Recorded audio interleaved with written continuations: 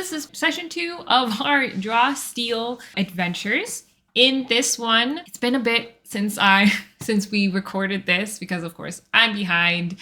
In this one, we do kind of struggle, I feel like, with Draw Steal. Some of us still learning the ropes, some of us remembering the ropes. You get to see all of that in this episode. In particular, I think with this one, had a lot of difficulty with combat in the first part. So felt like to me combat really dragged for this one until we hit the second combat. And then by then we were like, oh, everything's clicking, and combat ended up moving a lot faster. So I think it was just us doing a lot of learning in this particular episode. I hope that you enjoy this episode. And if you like this kind of stuff, remember, I don't really edit the actual play itself. So if you like unedited actual plays, I actually have a whole bunch for D&D from my West Marches campaign where we're running on the Discord server. I can link that below. And I actually have a whole bunch of these that you can watch right now for free. It's all D&D, not Draw. Those are on my Patreon. So go check that out as well. Or, well, after you watch this Draw Steal one. Justin puts a lot of hard work into this. So if we can support his love of Draw Steal, I would like to do that. So here we go. All right, cool. Go. All right. Well, welcome back, everybody. I am very happy to be back running the Delian tomb for my friends at Cantrips once again. We have all of our same characters as last time, in addition to a new member of the party, Keisha, who will... hello. You want to say hi? Hi. Yes. Hello, everybody. Name's Keisha, and I'm very happy to be here. Awesome. We're going to introduce Keisha's character. It's going to be super awesome, dramatic, totally not pre-planned, totally improvised, and it's going to be amazing. So the last time that we left off with our heroes, a few things had happened. They had arrived at the town of Broadhurst, a party really looking for a sense of purpose. They all, for their own reasons, had left their previous lives and their previous careers in order to pursue adventure, helping others, and dope loot. They found themselves in the Featherbed Inn in the town of Broadhurst, which is sort of a little bit of a quiet farming town. There's rumors of bandit activity and other things in the area. However, should be plenty of hero work for our new adventurers. However, their first day in there, everyone seemed a little bit standoffish, not really willing to engage with them too closely. That all changed when a middle-aged human woman came bursting into the Featherbed Inn, breaking our hero's morose status as she desperately searched for help in order to find her daughter, who had been kidnapped by goblins in the Silverwood to the north of town. Brushed off instantly by some other less charming heroes, a party of which had taken up in the town that we may or may not learn more about later. But Vic, our dwarven censor, immediately jumped to the chance in order to do some good and make a difference in the area. Ashley, the woman, who it turns out is the blacksmith of the town, guided you guys to the north to the entrance of a tomb with the name of Delius etched over the entrance. There were some goblins outside of there, which you quickly and efficiently dispatched. And then making your way further into a dungeon, we learned about minion mechanics. Is you guys just completely wiped those guys out, slashed, smashed via telekinesis, big hammers, and daggers and otherwise. So amazing job by everyone. As anyone who is a member of the Discord server, and pretty much a lot of folks know, most of my players are also game runners.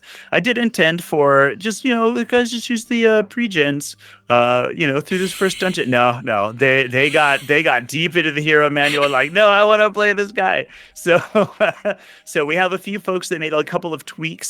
So if you see some new abilities that they're using this round, totally allowed in the rules. Between sessions, you can change anything you like about your character. Moving forward, I do ask my director house rule is that during your respite, you can change your kits, wards, blessings, character abilities, anything like that. The sense being that your hero is going to be looking at what's next ahead, what's coming up, and preparing they're practicing whatever moves they're familiar with, and getting used to whatever new gear they're going to be taking out. So that'll be the way we do that moving forward. Before we dive back into the Delian tomb, do I have any questions from the players before we begin? All right. I see lots of shakes, lots of consents to move on. So then with that, I will move first myself to the tomb. In case this is your first time, we're using the Codex, which is in beta. This is the bespoke VTT for Draw Steel. Move character here, players. Okay. So we should all find ourselves now. Gravara, I'm going to move you up and around. I'll redescribe the room. So let me get my box text. So our first room that we descend into as you make your way down. Chamber that glows orange thanks to the flickering of this very bright brazier in the center of the floor. The light illuminates faded frescoes on the wall that show starving, wounded humans drinking from an ornate silver chalice and turning into powerful, healthy warriors who battle a horde of demons. There's lots of bedrolls, as you can see, scattered around the sides of the chamber, and you came down to the slightly, maybe a little bit more scary sight of 24 goblins staring you guys down. And we can now see that there are lots of skulls where those goblins used to be. And so with that, we introduce the triggered actions, malice, and heroic abilities. And you guys totally wiped the floor with those goblins. So we find ourselves in this room. After the battle, you guys tossed some of the bedrolls and found some healing potions, 3 to be exact. You guys also found a healing potion recipe, which if all went well, you should see it in your journal under treasures. So this is a recipe. This counts as a project source. Okay, the journal should be on the right. It's like a book with a little ribbon coming down. And you can see there that this is, you'll see that this will become a factor later as we get into downtime. Crafting, fishing, research, all of those things are baked into this system as part of downtime activities that you can do. You got enough customary leaves as well to make 3 of these potions.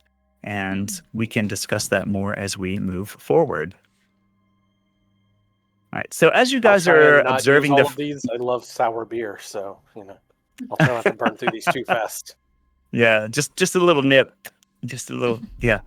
All right. So as you guys are making your way around the room, sort of checking the bodies for anything you might have missed, going through some of the bedrolls for treasures that you found, observing the frescoes, you hear footsteps coming down the stairs and turn to see a new figure arrive and approach down this last flight right here.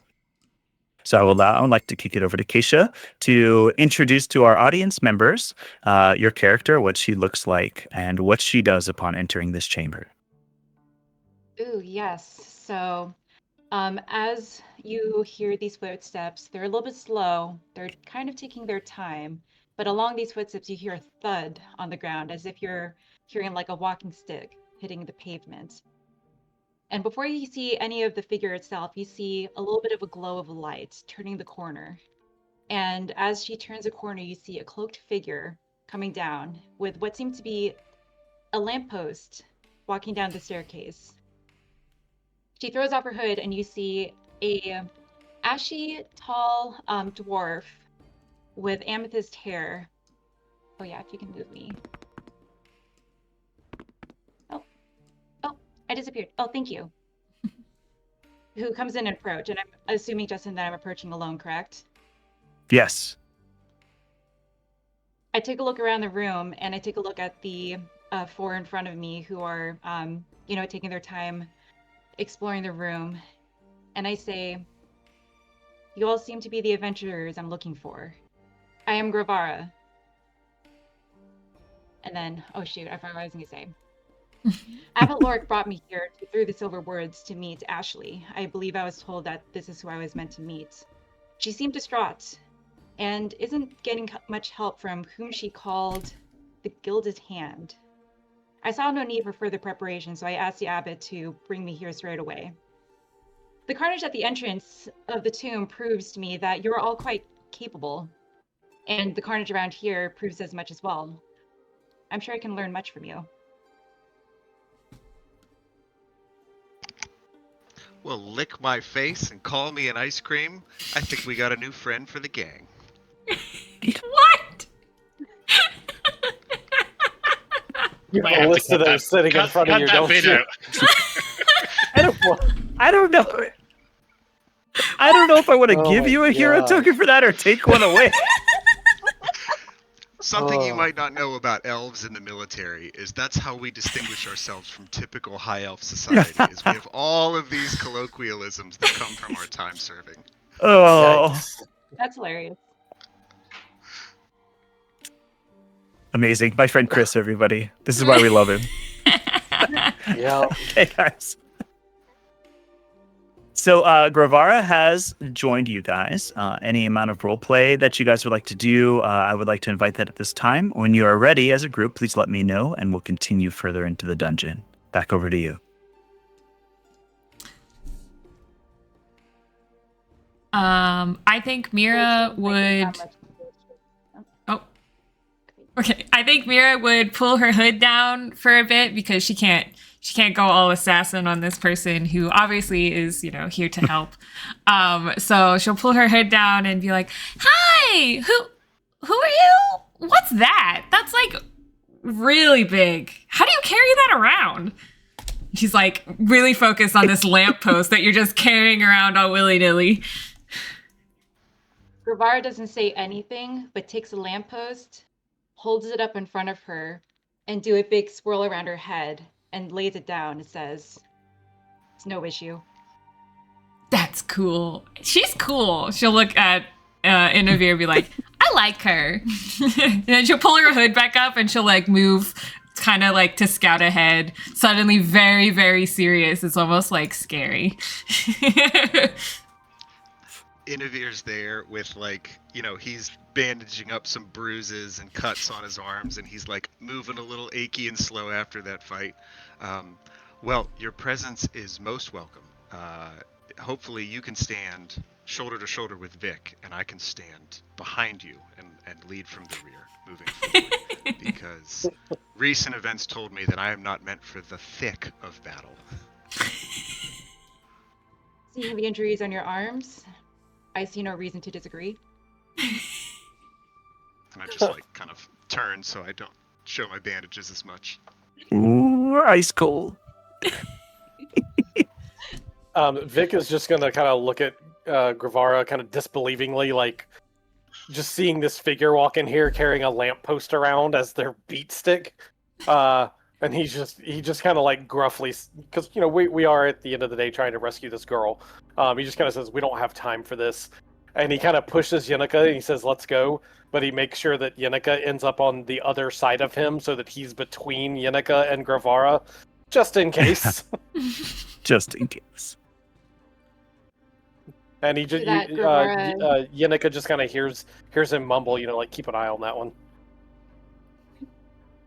So Yen's just going to sort of give you a little fake way, like hi, and then she's gonna resume talking to her teddy bear.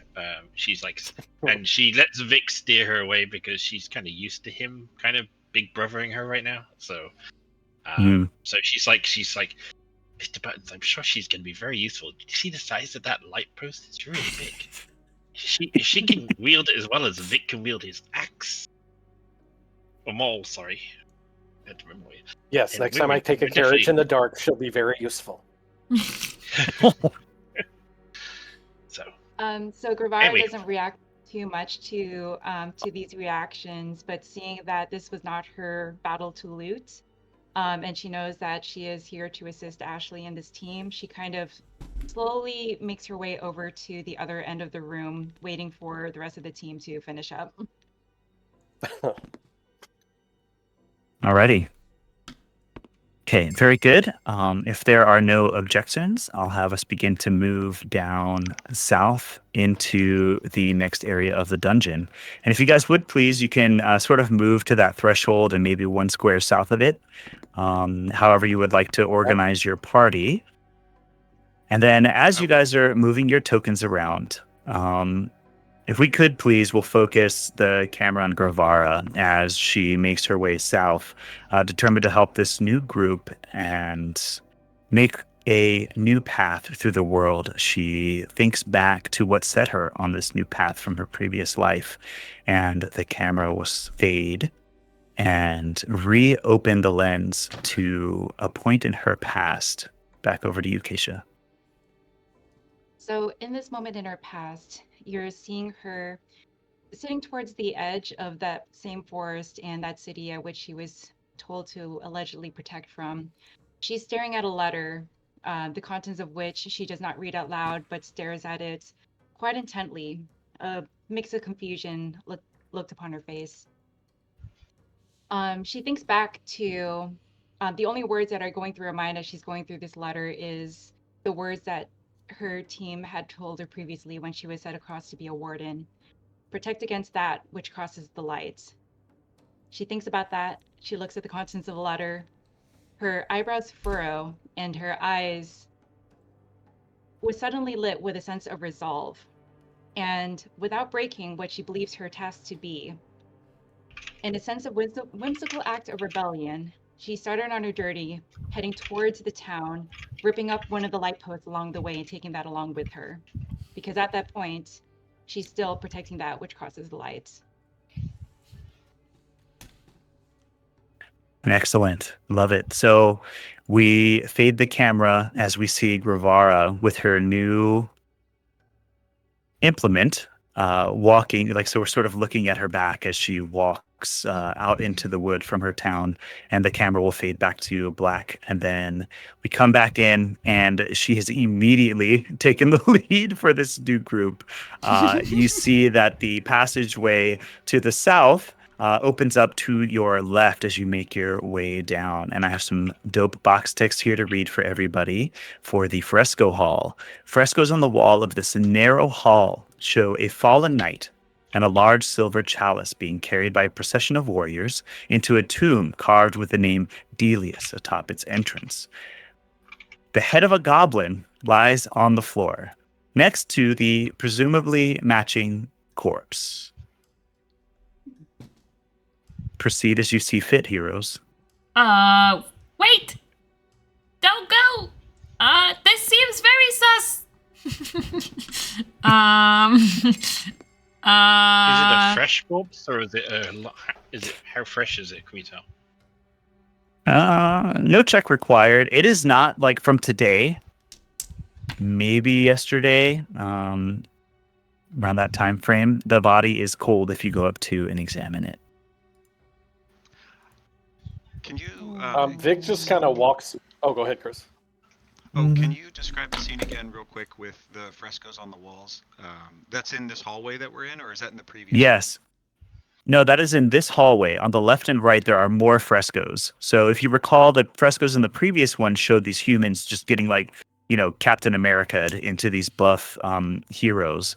This one, you can see that it looks like it has more to do with this specific place where there is there's a fallen knight. He's basically, if you can imagine, he's being carried by other armored warriors down into a door.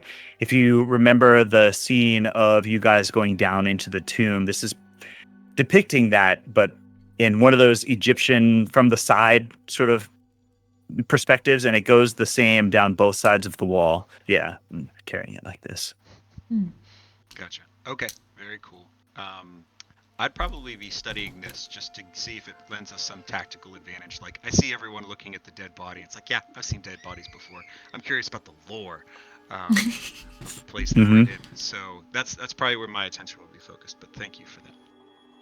All right. Okay, Inavir.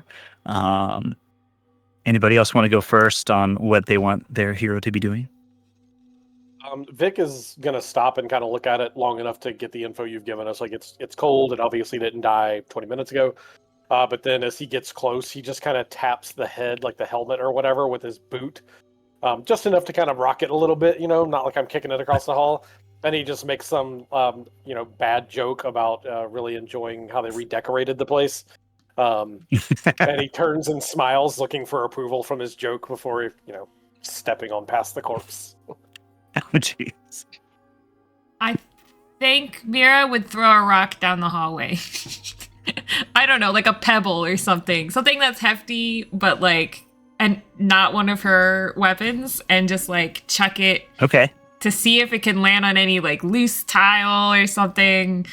This looks weird to me that they just left a decapitated goblin head right here next to where they slept. So yeah, it is weird. So I'll imagine this. Gravara and Vic are in the front here, according to your token's positions, and Vic has kind of nudged the goblin helmet head assembly with his toe a little bit, and made his bet. It's like, well, I love how they decorate the place. And he starts walking down, and Vic and Gravara, between the two of you, you just see this pebble kind of go past the both of you and skitter down the hallway to the end. I think everyone would instinctively sort of pause, and nothing really happens. Vic just looks at Mira. It just kind of turns around with that, what the are you doing look on his face. And he's just like, were you concerned they didn't hear the fight in the last room? She pulls the hood down again. Are you not concerned that there's just a dead body next to where these people were sleeping? That's gotta stink, right?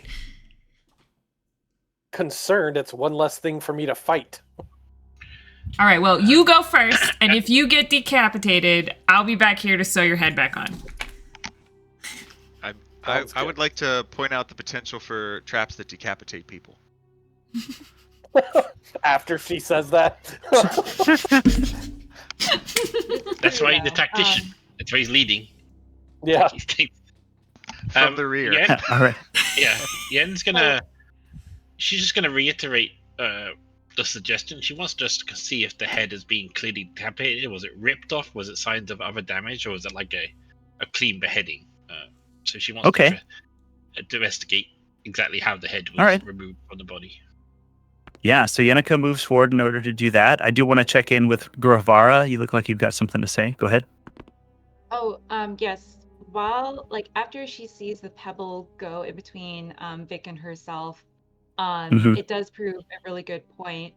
She's going to start scanning the room, not for information, but more so for, additional physical structures, going a little bit ahead of them because she doesn't,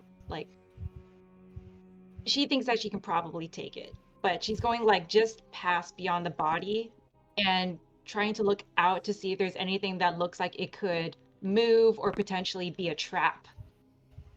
Okay. Holding all out right, her so I'll lamp go... post and kind of, nudging things with it. Mm-hmm. Okay. All right. So I'll fill in a couple of the questions I heard. So for Inavir, this lore seems to be in line with what you saw in the first room. You've already seen the name Delius, and you're already familiar with the fact that this is a tomb. So no more real history to be gleaned here. It just appears that this is decoration showing the progression of the construction of the tomb. To Yenica, the head appears to have been sliced clean from the body by some sort of blade. It is not ripped or otherwise detached. For Gravara, if the rest of the party is comfortable, I'll allow you to take the lead as we move further into this passageway. Does anyone object?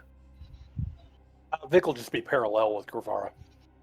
Okay. Vic and Gravara are So, parallel, right moving there. forward. Yep. Yeah. So just move your tokens right past the goblin body. And then each of you in the front, you can make either a reason or an intuition test, your choice, since you are looking for traps. Okay.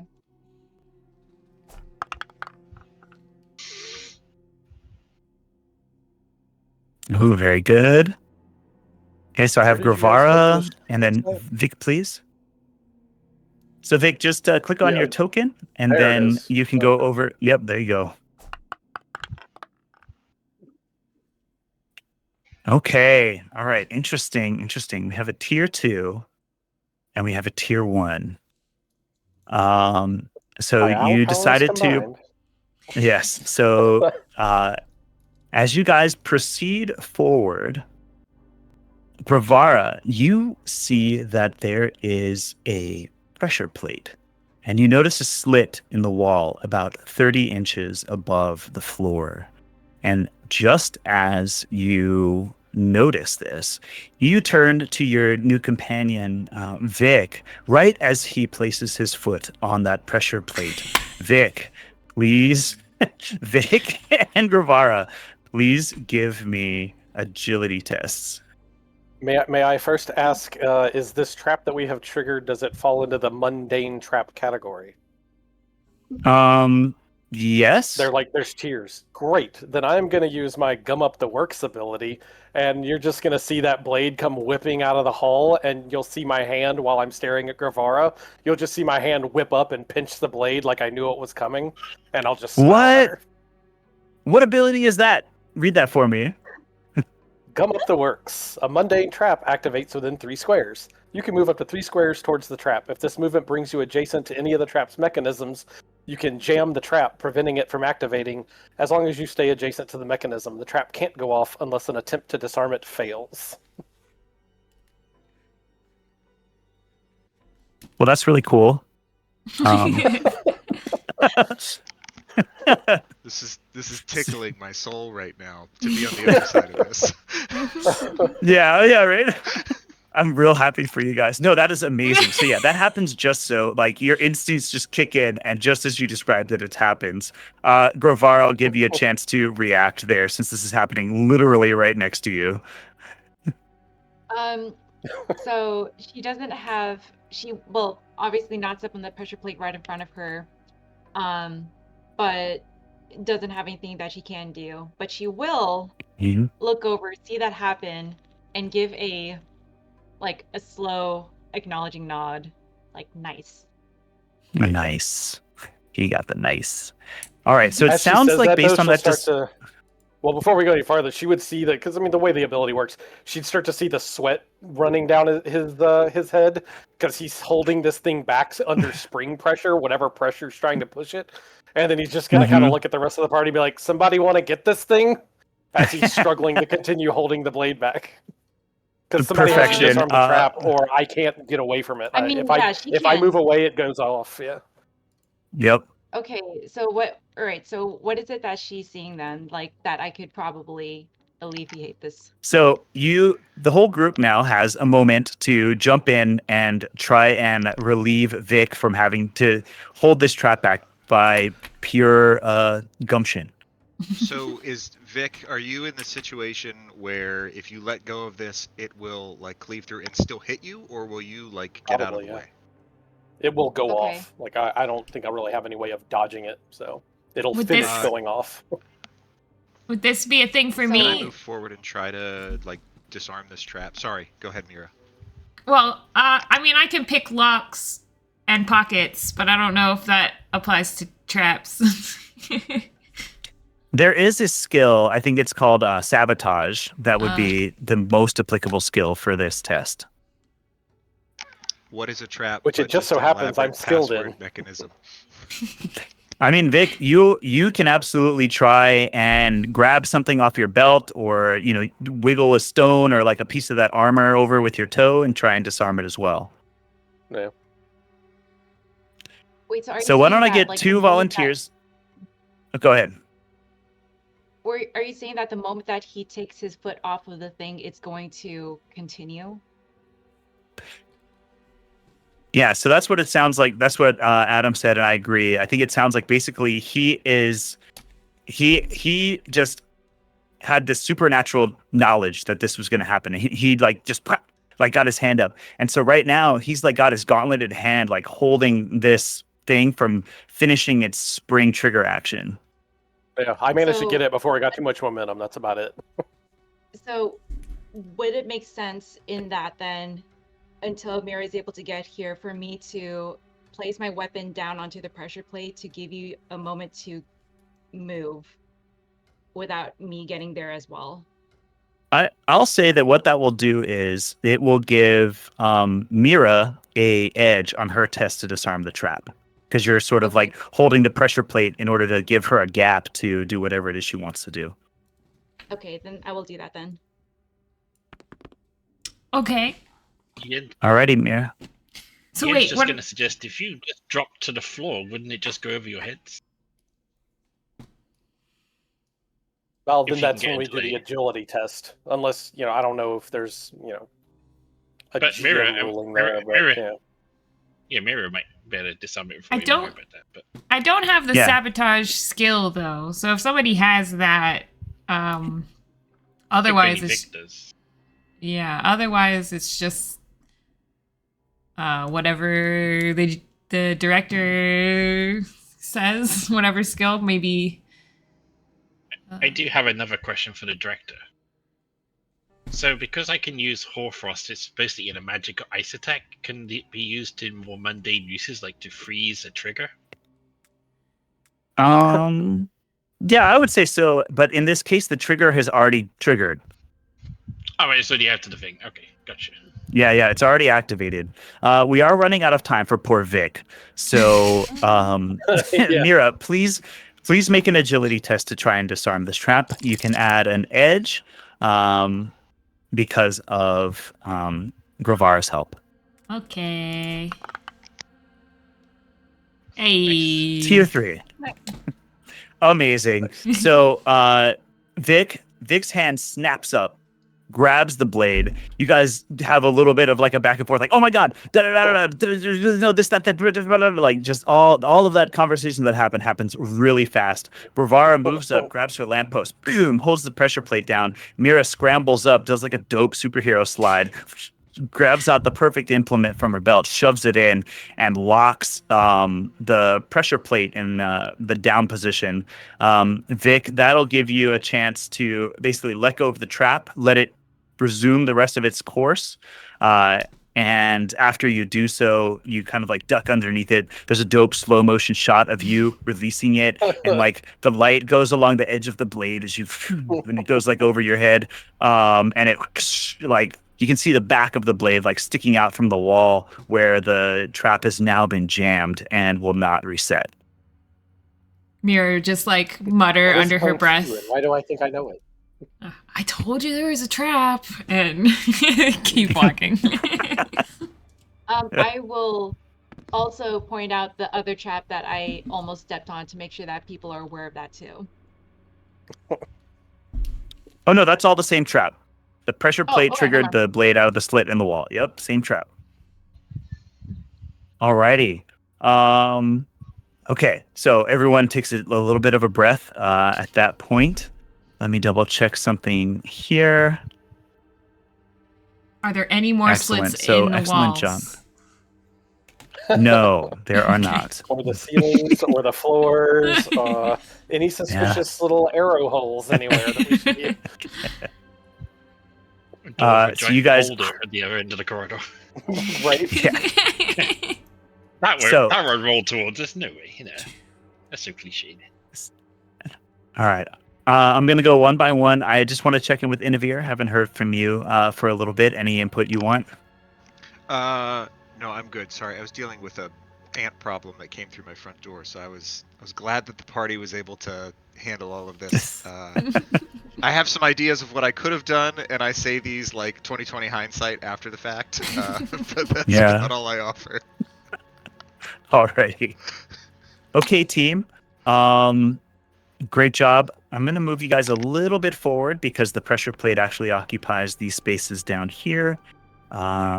Back over to our group. I will say that as you guys continue forward, you see that there is a flickering light slightly similar to the light provided by the brazier in the previous room. This one, there's something a little bit off about it. And as you proceed down the passageway, if you don't mind moving your characters and arranging your party as you would like to proceed at the next threshold, I will describe the next room. Not that far. Oh, Like that. Lord. I You am guys can staying, safely get up side by to side these with squares Sarah. here. totally normal. Are we supposed to see the tokens? No, you're not. Okay. Dang it. What You tokens? guys don't All I see see anything. Are sealed Oh, I don't see graves nothing. Yep. and a big spooky skull on the floor. Yeah. In fairness, we probably might suspect there might be tokens appearing soon. I mean, this does not like a Yeah, lobby of a best. so- person, so. So to all my girl in here, directors guess out we'll check there, the other tomb.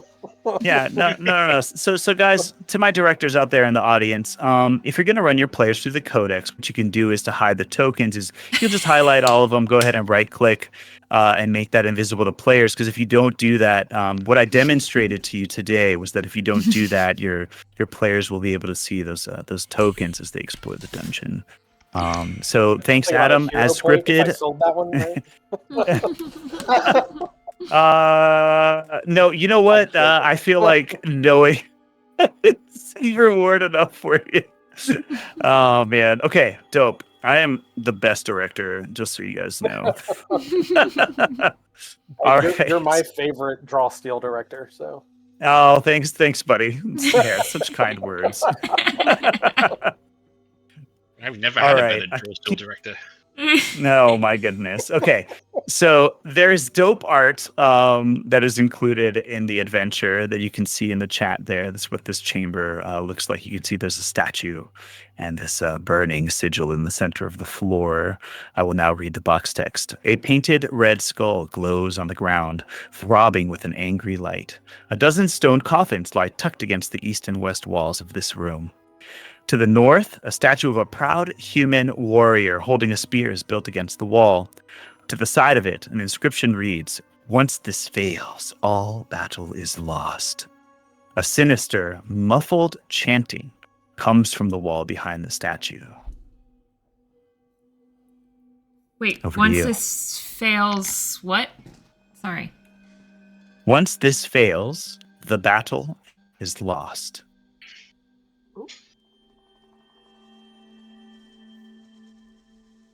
And that's on the statue? That's on the walls to the side of the statue. Okay. So like over here and over here. Okay. Would there be any I would sort of say- like religious check I should maybe do to be like this? Because I don't know, this looks like some sort of temple or shrine to somebody or something. Mm-hmm. I'm I'd I'm like just to- kind of curious what yeah. kind of check we should make to. Hey, does any of the symbology in here look familiar? Or like to see Um, any inconsistencies, because this like big glowing rune doesn't seem like it tracks with the overall theme of the tune. It clashes with the decor. Yeah. Is this an aftermarket add-on, or is this original? So what skill do you guys want to try and use? Reason. Skill. Okay, so that's your characteristic. If you have a skill you'd like, so the way that I believe I remember is that the hero is responsible for making an argument that they want to use a skill on a test, because otherwise I'll just say make a reason test or make a presence test. But if you want to apply a skill, you'd be like, okay, can I use this skill in order to get myself that +2? Yes. Can I would- use the search skill to search visually for consistency between the two things? Like just to, that's. I would say the search skill wouldn't really apply here, just because you're trying to find something that's hidden. There's nothing really hidden here. You're trying to intuit if this is a part of a tomb or something that's been added.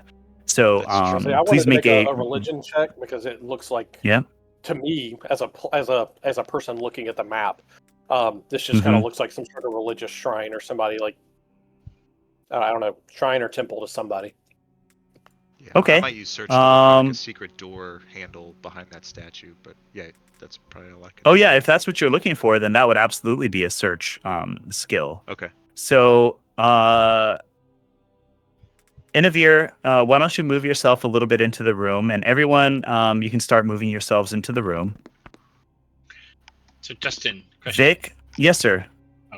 Is the red skull, is it glowing naturally or magically? Does it look like a natural fire, or is it like a magical? Because I have the.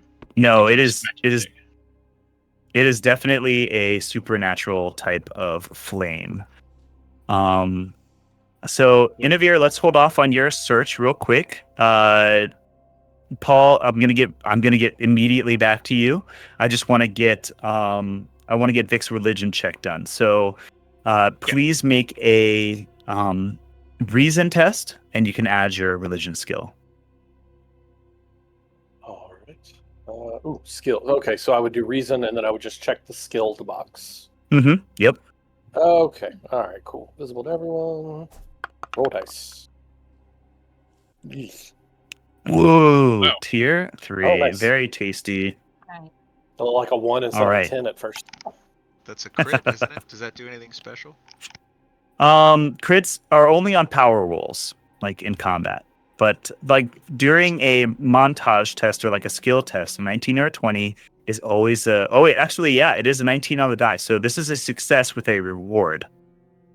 Let me see here.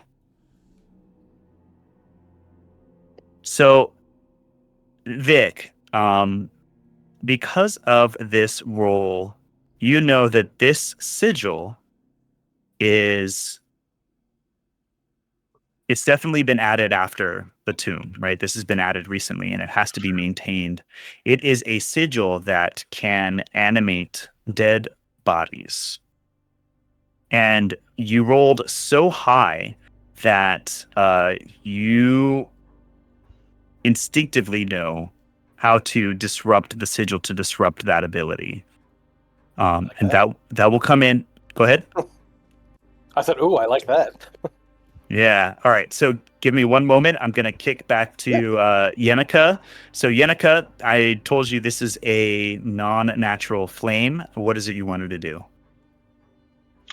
It was mostly to see if she could identify if she's seen this image drawn anyway, or she might understand what it might be. Is it like a ward? Is it like a kind of like how a glyph of warding? Is it something you can cross? So she doesn't really know what it is. Mhm. So she's trying to identify if she can tell what magic emanates from it or what it's used for. Okay. Yeah, I'll also allow you to make a reason test, and you can apply your magic skill if you have it. I do. Right. All right. Let's. Okay, so you also suss out the same information that Vic did. However, you aren't as intimately familiar with the nature of the sigil to be able to really know the best way to disrupt it. Okay. All right, so with that, I will kick over to Mira, who we haven't heard from yet, and then I'll check in with Gravara. I think Mira is more concerned with the coffins around because we've seen some on the frescoes in the hallway. So she would kind of look at these and try to determine if they were similar to what was depicted, like the artwork or the carvings are the same, or if these are like newer, like recently put in here. That kind of thing. But she's not going to touch anything because already we've seen a trap and, tombs like to trap things like that. So she's just looking at it closely. But that's it. I'm sure it's fine. It's just a coffin. It's just got a dead person in it. It's nothing. Yeah. All right, so Mira, go ahead and make a reason test. And if you have a skill you'd like to try and apply, let me know. I don't think I do. Not for this, Okay. at least. All right, just a straight reason test. Ooh. Okay, so these coffins appear to be of the same age and general style as the rest of the tomb. As best as you can guess, they were probably retainers or some member of a family or organization that it looks like they're just traditionally interred in here, or they were all maybe moved from another. It's not unheard of to move people who are buried in one place. Once you build a nice tomb or facility, that you would move all of those people to rest in the same place. Cool, so this appears to be of the same age as the rest of the tomb. Cool. Okay. So I can imagine, if we're looking at the camera, it's kind of looking over the top of one of these things, and then we just see Mira like, Yeah. Yeah. Her red eyes too. She has like Yeah. red Yeah. eyes. Yeah. All right. How hard would it be to pry this gold fillet off of here? She's not gonna steal. All right, Gravara, yet. please. Yet. So Gravara is going to be still and observing the room. She's trying to keep an eye out for anything that is changing or different or progressing in terms of what seems to be a ritual. And I would like to argue using the alertness skill, because she's keeping an eye out for something that is like shifting, like even if it's slight difference, like it's saying like this is not going to work if it's interrupted, like okay, cool, is it actually making progress type of thing. Okay, perfect.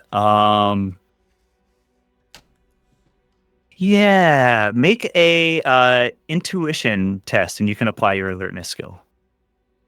Alert. Oh, Kablam. bro, on top of it. So as you guys, you're gonna be real surprised by this, by the way. As you guys are moving, you're moving into the room. You guys are examining the sigil, and Navir's, just right, making his way through the chamber to go check out what's going on around this big statue. Gravara, I almost sort of imagine Gravara as like a teal, kind of character from SG-1, just like, what does an Oprah, moving her way, like, very like looking, observing everything around her. Yenika's, looking in the back, trying to suss out what this thing is. And Gravara, you hear a shift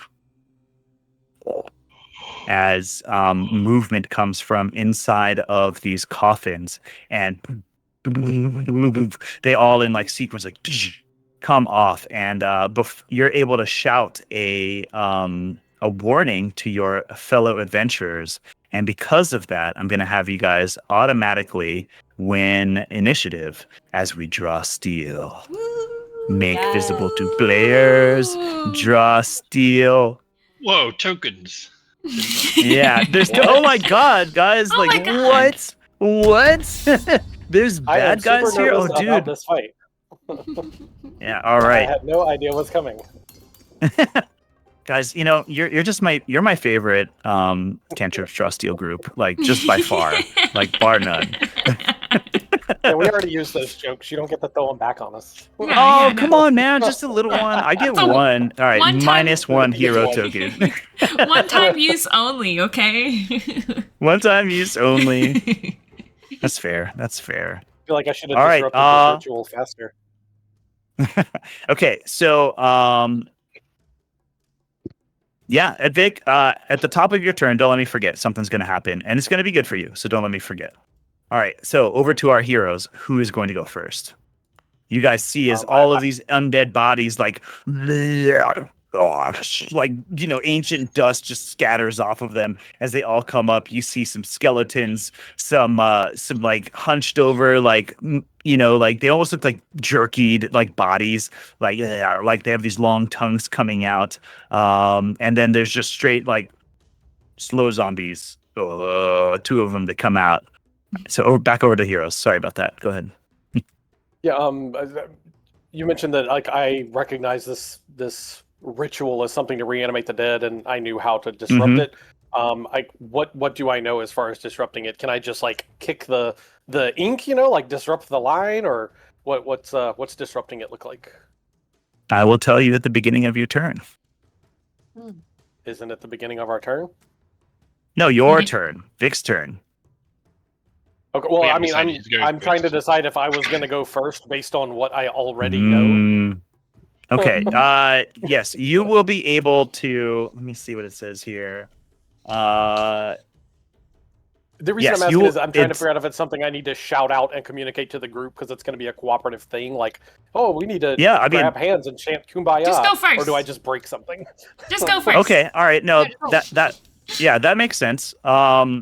yeah, there's like ways that you can basically deal damage to the actual etching and like the actual sigil on the ground in order to disrupt it. And because you sussed out the best possible way to do that at the beginning of your turn, you will automatically do some damage to it. Gotcha. Okay. Then yeah, okay. I'll go ahead and go first. And I mean, that's what I'm gonna do. I'm just gonna yell out to the group, keep them back. But the most important thing is we need to disrupt these lines. We need to deactivate the ritual that's reviving them.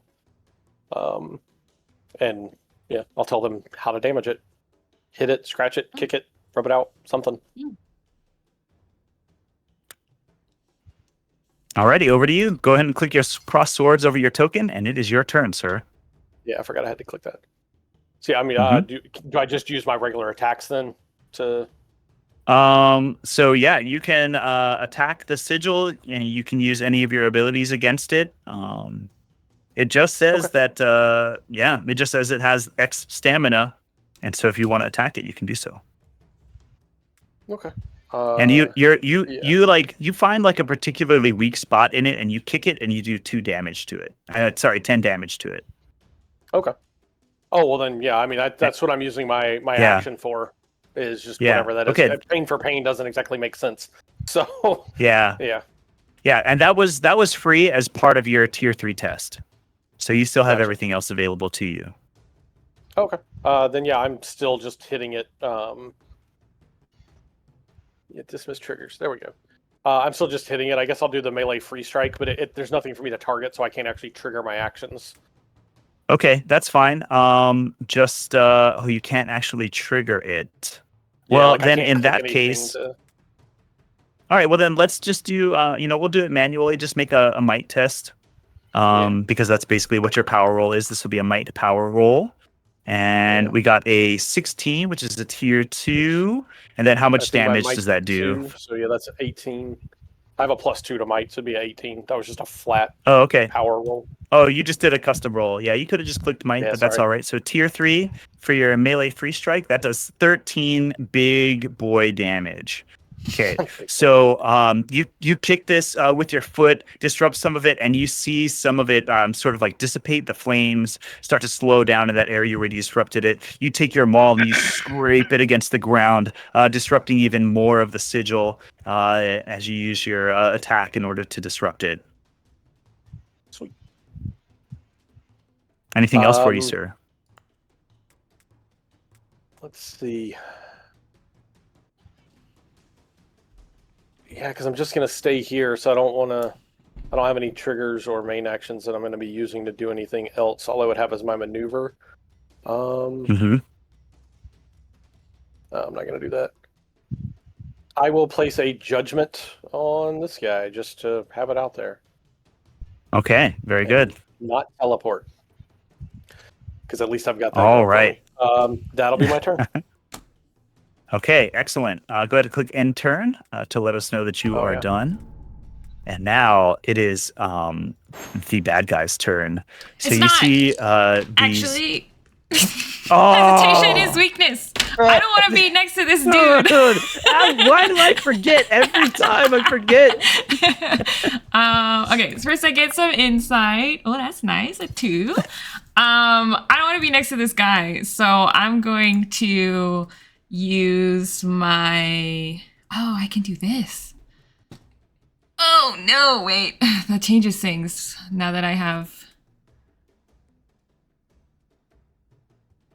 Okay, yeah. So I'm going to... ready for your turn. Well, because I got insight, so it changed what I was able to do. So I'm going to, I guess, step up a little closer so I can reach both of these dudes. And I'm going to do 2 throats at once. And I'm gonna slash at both of these. Okay, very good. Think I have anything special here, so I think I just get to roll.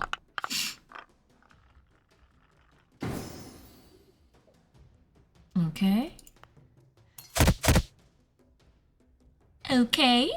And then I'm going to get out of dodge. I'm going to use my Black Ash teleport, and I'm going to teleport around this corner. And if Ooh, I you don't have, have. and if I have cover or concealment, I can use the hide maneuver even if I'm observed. So I think I would only be able to hide. 100% observed. Yeah. Well, I think I'd only be able to hide from the ones that were up there that I just teleported from, because the other ones can definitely see me. But yeah. that's it. All right. Sure.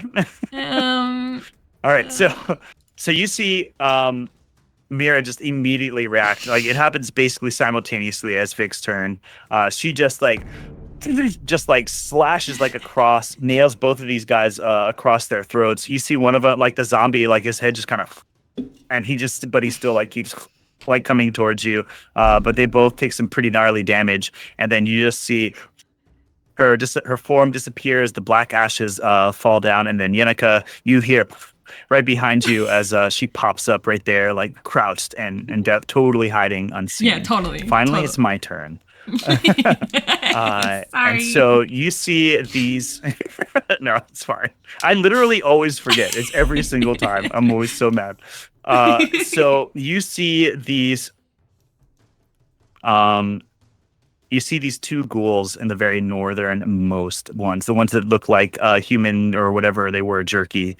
They both like. The lids pop off of the coffins, and you see these bodies like, Velociraptor style, just like jump out of them, like their hands and their feet both going straight towards you guys as they use their leap maneuver and go immediately next to Inavir and Gravara.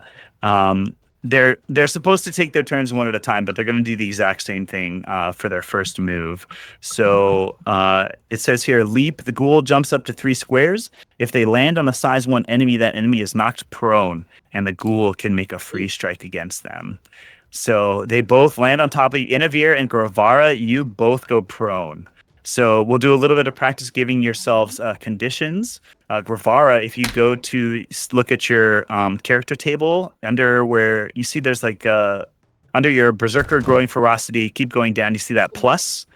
You click on that plus inside the diamond, and then and then select the prone condition. All right, can you repeat where I go for that again? Okay, so click your token, and you see your character sidebar. Yep. Go down beneath your portrait, beneath Growing Ferocity, and then you'll see a plus. And when you hover over it, it says add a condition. Oh, yes. Yep, so just click there, search for prone. There you go. You are both prone, and both of these ghouls get to make a free melee strike against both of you. Let me double check what their melee free strike is. It is 1. So you guys each please give yourselves 1 damage as like the nasty, dirty claws on the hands and feet of these ghouls just rake down you guys, taking away your first, just taking away your breath as you guys get nailed down against the ground. And now each of them is going to use their razor claws and just continue just like scrabbling on top of you guys. So main action, razor claws. Gravara, we're going to resolve yours first. So that is a tier 2. You take 4 stamina damage as this thing continues to just go to town on your now prone body. And then for Inavir, that's a tier 3. You take 5 damage. And is your might less than 2? Can I do a parry? It's my triggered action. Oh, what does it do? Target 1 creature, trigger a creature deals damage to the target. You can shift 1 square, and I looked at prone. It doesn't say I can't shift. So I guess I crawl away. If you end this move adjacent to the target, it's me, I can do it. Let's see, if an effect of the damage has a potency effect, you decrease the potency by 1. Oh, well, then let's see, parry. Yeah, if you're prone, it doesn't say you can't shift, right? So I like parry, scamper away. Yeah. So basically, it doesn't say. Yeah, just okay, perfect. Yeah, so basically, as this thing comes down, if you want, you can describe like how you bring your weapon around to sort of deflect these scrabbling claws in order to prevent the bleed effect on you. Yeah, it's just like I hold my sword up and it's like kind of trying to claw, like go over it, and I just like pop him in the face with the hilt as I like scamper back. Okay, and you slide one down. So just go ahead and hold down shift. Hold down shift when you do it because you're shifting. And then that'll prevent that opportunity attack. Cool. Nice. Yeah. That's cool. All right. Awesome job. Okay, so that's their main action, their maneuver. This ghoul is going to use the rest of its movement to just stay on top of you, Inavir, and that is going to be it for my ghoul's turn as they try to keep you guys locked down. Back to our heroes. I have a question. Go ahead. Go ahead, Guevara. So I can still shove and push while prone, right? I can still do all of this stuff. I just can't move, right? Let's see. Let's hover over prone. So you're Like flat on what? the ground. Yeah, so you use a maneuver to stand up. It's not like half your movement like in 5e. Gotcha. But I can still, can I still like do attacks? You can, but you take yes, a bane. you can. Your attacks will take a bane. Yeah, your attacks will take a Okay. bane. Okay, all right. And then second question on the sigil on the ground. So to destroy it, we have to like physically attack it. Does that mean that there's something tangible with them, or is it kind of like marks on the ground? It's like it's like a chalk, like a powder. I'm trying to think. I'm just imagining like in the movies, when they have like whatever special powder that they do all along the ground. But it's been enchanted a little bit to where you can't just blow on it, and it scatters. You do actually have to really like focus your energy and effort in order to attack it or otherwise disrupt it. If that makes sense. If I were to do an AoE push, would it work against it? I don't think that the sigil can be pushed. No. Okay. I see where your head's at. Yeah. But can it be Okay. taunted? That's my question. Yeah. What I will do though is try to get this guy off my back. Okay. So would you like it to be your turn? Oh, unless you guys have something else you need to do, because I'm just trying to get this guy off me. Yeah, go ahead. No, you can go All ahead. right. Damn it. Yeah, go ahead. All right, so click those swords right on top of your token, and it becomes your turn. Okay, so let me get my ferocity. I got 2 ferocities. And so you said that I can maneuver, and then I can maneuver and then do a main action, correct? Yes. Okay, cool. I am going to just go ahead and stand up. Okay. So just remove the prone condition from yourself, and that's your maneuver. All you have to do is when you hover over prone, there's a little trash can. You just click on that trash can. It goes away. Stand up. Okay. Why? Hold on. This. I got it. There you- Yeah. I don't know what it's trying to have me do. Yeah, I don't know either. So if you look, actually, 'cause is if there you a have- stand-up maneuver? Yeah. So if you click on, I was gonna say the stand-up maneuver. I think you can also do on someone, so you might have to click yourself. oh yeah, It's when I click myself, it'll not work. okay. So just all right. Click your token, go to maneuver, and then click stand up, and then see what happens. There you go. Ba-bam. Okay, sweet. Yep, I've undone that. Thank you. All right, so I'm gonna do that, and then I'm going to go ahead and do a I mean, this guy's right here. I'm gonna try to grab him, actually. Mm-hmm. I'm So gonna go ahead and you already used. So you can do that. You'll turn your main action into a maneuver, and then you'll do the grab maneuver. Gotcha. Okay, that makes sense. I just don't want him to like try to jump me again. Mm-hmm. So I am going to do that. Yeah, go ahead. Grab.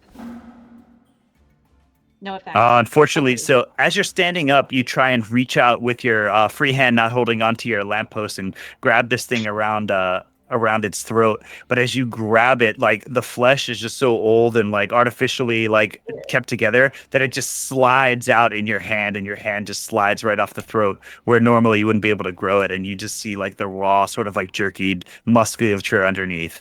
Ugh, gross. Yeah, very good. Okay. And All right, then any how do I movement for end? you? No, I'm gonna stay right there. Okay, then just click the big intern button at the top there. All right, very good. We are going to have our southern ghouls take their turn. They are going to use their leap abilities. This one, I think, 1, 2, 3. One of them is going to run out and leap on Mira. The other is going to have to move 2 squares, and then it will use its leap maneuver on Yenica. They are both, and so both Yenica and Mira, you guys are knocked prone as these things, and they do like the four-limbed run towards you guys and leap through the air, and all you see is just scrabbling claws and jerkied flesh upon you as they knock you to the ground. So if you would both please help and apply the prone condition to yourselves, I would appreciate it. Real quick, I believe Yes, that sir. triggered my judgment. Oh, what triggered? Sorry. When that zombie, the one at the very bottom, when they went and jumped at Mira, Mm-hmm. if did they use their main action? Is that what that was? It's specific. No, it's a to main maneuver. action? Okay, Yeah, it's it a was maneuver. Okay, Yeah. all right, cool. Yeah, I will let you know when he uses his main action. Okay. Gotcha. Yenica, it looks like you have a trigger. Do you know what that trigger is? I believe I have repulsive ward. Oh, okay. Do you want to use that? Absolutely. Yeah, So it's going it's to just- push you the target squares equal to my reason score, which is 2, so I can push it 2 squares away. And it Okay. already moved, so good do. So Yep. do I have to do it, or do you have to do it? You do it. So you should just be able to click that purple exclamation over Yenica's token and activate your trigger. Oh, the only popped up is opportunity attack. Free strike against a moving creature. Oh, interesting. Okay. Well then in that case, we'll just move because on. you haven't actually done the damage yet, right? So I guess yeah. 'cause I have Yeah, to take so damage both of to- you. Okay, well you will take 1 damage for a free strike. So Mira and Yenica, you also take 1 damage as part of this attack. Oh. How do I do that? Wait a second. Mm-hmm. 1 damage. So you click on your token. Yep, and in the little damage section underneath your stamina, you just type a 1 and then hit enter. So I have a trigger then. It didn't pop up though. In all this confusion. So the trigger is you take damage. I have the damage, which I don't know if we have 1 damage, but then I can teleport up to 4 squares after the triggering effect resolves. Okay. The triggering effect is resolved, so you should just be able to click on your trigger and then click in all this confusion. I couldn't because it doesn't think that it is triggered by that 1 damage, I guess. So. Oh, interesting. All right. Well, Yeah. how far does it let you teleport? 4 squares. So. Okay. Where would you like? Just ping where you would like to. I think I might get close to my buddy Vic. Okay. Alrighty. Also, it says. So you tell. Under teleport, it says if you teleport while prone, you can be standing when you reach your destination space, provided you are able to stand. So can I stand up here? You absolutely can. Cool. Yep. I do that. So go ahead and I feel like remove you just prone from deflated yourself. Justin Very a little good. bit. He's like, damn it. No, it's all good. No, it's all good, man. You got Yet heroes be another player heroic. hitting You know what I'm undo saying? on one of my cool abilities. No, it's all good. That's why teleportation's dope. Yeah. Yeah. All right. Yenica, you took damage. Do you want to force move this guy away from you? Yeah. So I can move him Okay. 2 squares equal to my reason. Which Move is him 2. 2? Yeah. All right, so you basically push him back. You force move him back 2 squares. Unfortunately for the both of you, these ghouls be fast. They I'm have sure. lots of movement left. And they are going to attack the closest thing to them, no. which has Sorry, become Yannicka. Yannicka after Mira teleported away. Sorry. I see how it is. So actually, wait.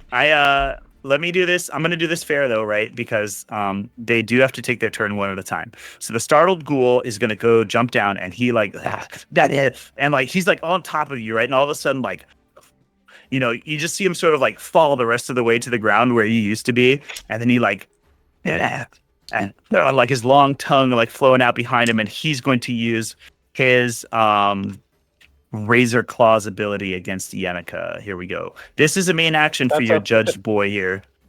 I was going to say, he's making a power roll for this, I assume. He sure is. I will inflict a Bane on that power roll. Okay. Judgment Bane. I will go ahead and select that. So that's going to cancel out his edge. Actually, he doesn't have an edge for flanking. So it cancels out your edge for being prone.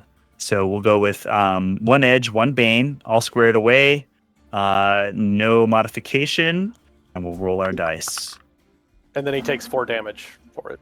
Oh, Holy damage. All right. If he's undead and there's something in here about holy damage and undead, then yeah, actually that is a thing. Let me see if he has any damage weaknesses. It does not. I get to it does not click have it. any damage weaknesses. There you go. Yep. it triggers So anyway. so what does it look like as this ghoul goes out to hit Yannicka and your judgment takes effect in order to both burn it and reduce its ability to do damage upon her? You just see the gemstones in my armor kind of flare a little bit, and light kind of in his direction. And then all of a sudden you see that same light kind of appear on him and kind of singe him. It's almost like this holy fire from my armor got transferred into this creature. Oh, love it. Love it. Love it. Okay, very good. That does it for that ghoul's turn. This one is going to run in, and he is going to attack our girl, Yannicka. I don't think he has... Hopefully he doesn't have anything that'll mess him up.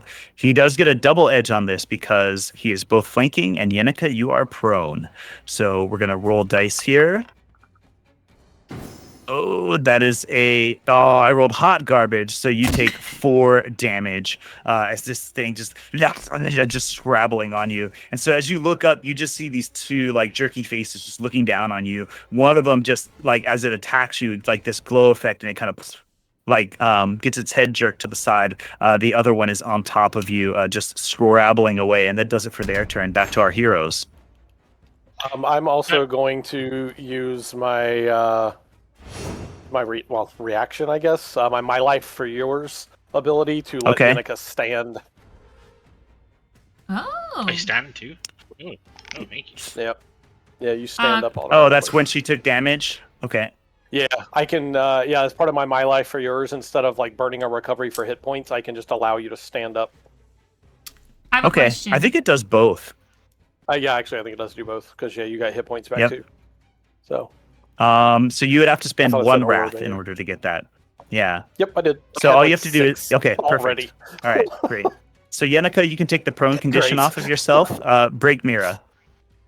No. I have a question. So when I triggered that thing on the 1 damage, do we have the damage, or does it stay at 1? Because I didn't take it. I didn't heal back or anything. Yeah, because normally you have the damage, right? Yeah. You always get 1. You always take 1. Okay. All right. Just wanted to make sure. Yeah. All right. Minimum 1. Okay. Perfect. All right. So that leaves us with Inavir and Yannicka for your turns. Yannicka, unless you have a plan to get out of that, I can rush to your aid if you would like and draw some aggro off you. That's fine. I mean, I can certainly fling things around, but if you wish to do that, I mean, we still have another couple of waves to go. We have skeletons, and I presume they're zombies. Yeah. Okay. Your call. I think we should focus on the sigil, right? Because that could... If Vic's onto something, then that could potentially stop them all. maybe.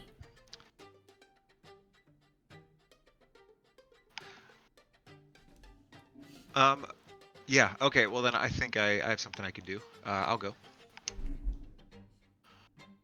Um, all right. I am going to while I'm on the ground in this I'm scrambling away from this ghoul that's after me. I let out a roaring battle cry, and I'm going to. This is one of the things that I swapped out.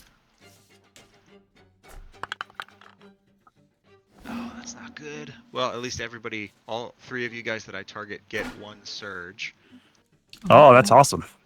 Yeah, so I roar out.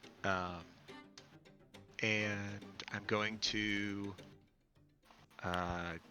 defend as my main action. And I'm going to how fast do I move? Half my speed when I'm prone? Yes. It's double Okay. movement for everything. Yeah. Gotcha. I'm going to crawl. I'm just going to go right onto this delicious square in the middle. Okay. Delicious. Okay. And I'm just going to crawl So across the room. as you crawl away, Right. this ghoul takes its opportunity attack on you, dealing damage. Reaches out and scrabbles at you. And that just adds to the intensity of the battle cry as I take that lick of damage. Sure. All right, that's Who it. the hell brought Gilderoy Lockhart with us? I know, right? Okay, I'm gonna activate our zombies here. So we have a chirpy zombie and a wretched zombie. I don't know what a chirpy zombie looks or sounds like, but in any case, they are going to, do as zombies do. And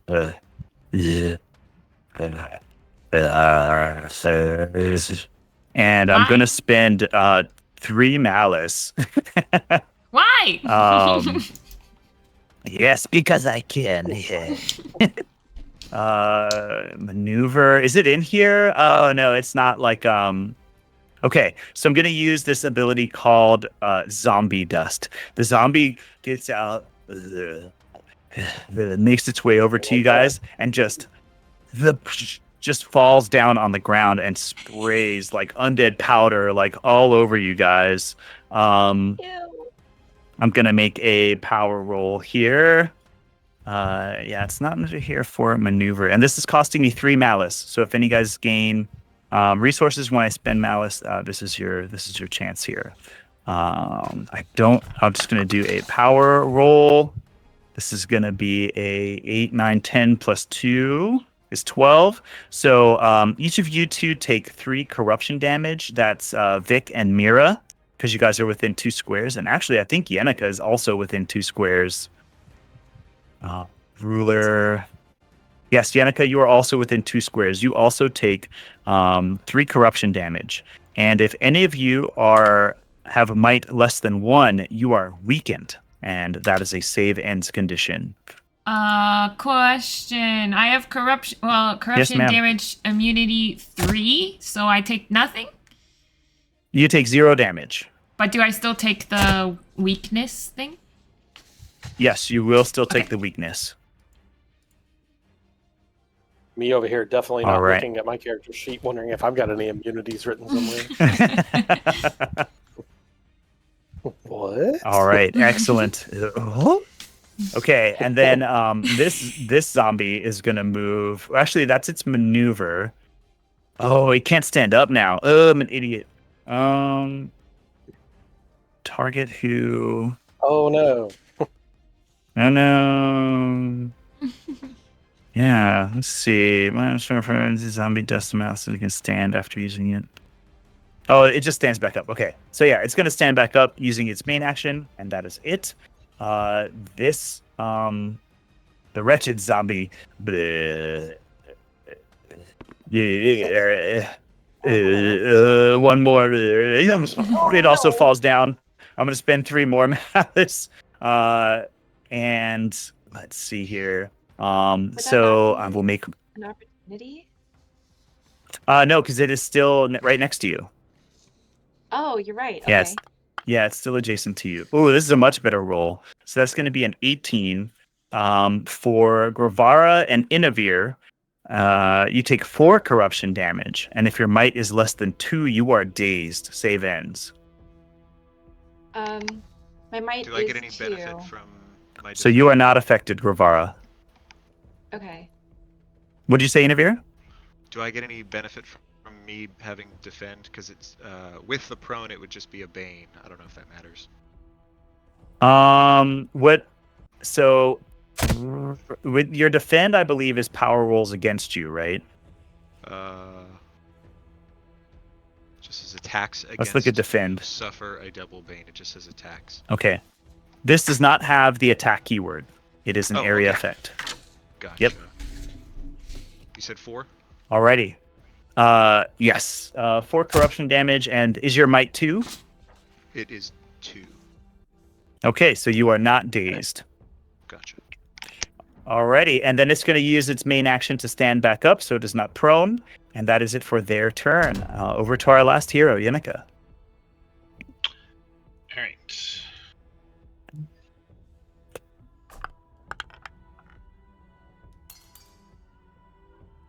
Ooh, 5 clarity. Okay.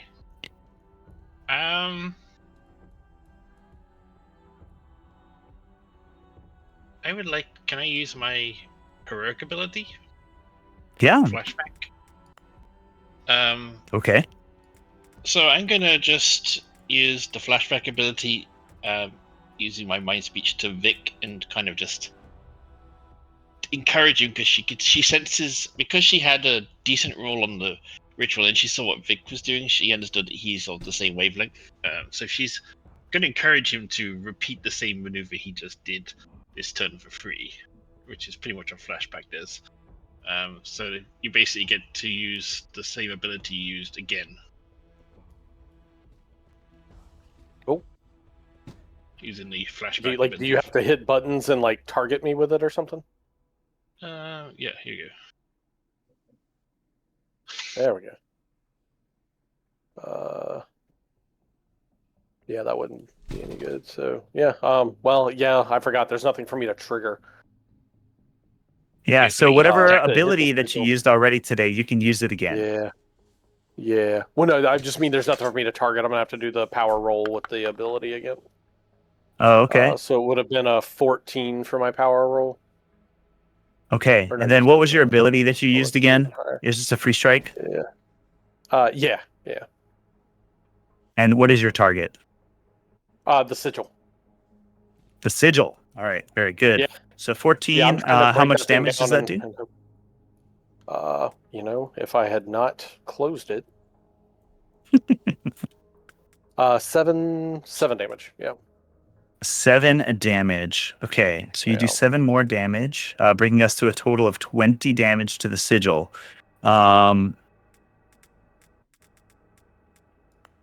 Whenever the sigil takes damage, each creature in a space that includes the sigil takes 1d6 lightning damage. Ooh. Hey, I zapped that guy over by Yeah. Fabio. So we zapped Inavir and the wretched zombie. Oh, you said Let's each go ahead and creature. roll a d6. Yeah, Ooh. each creature. That includes our boy Inavir. So that's only 2. So as you strike this with your hammer, like basically time sort of like warps around Vic again, as Yenica uses this ability, and you see him like your hammer like kind of goes back through time and then rakes through the sigil again, and this lightning damage comes up and out from the powder of the sigil, striking the wretched zombie. Let me see if it has any weaknesses. It does not. Okay. That did a number on that zombie. And then, Inavir, did you already damage yourself? Yes, I did. I think it did it for Okay. you. Yeah. No, it shouldn't I have. did. But it was only 2 damage, right? I actually Yeah, I checked Yeah, I that up. definitely saw the 2 damage in him. Okay. Yeah. All right, perfect. Good to go. I forgot. I did 7 damage to the zombie. I don't know why. So we're back. Oh. We're back. Good. Yeah. All right. Very good, Yenica. So, was that your maneuver main action trigger? Maneuver, yes. So All for right. my move, I will disengage. There's not much else I can do. But, so Okay. we're going to disengage and we're going to go to. Oh, they're all hideous places, but I guess we'll go there. Okay, so that'll be for your move. You still have your main action. Yeah. So I'm going to do.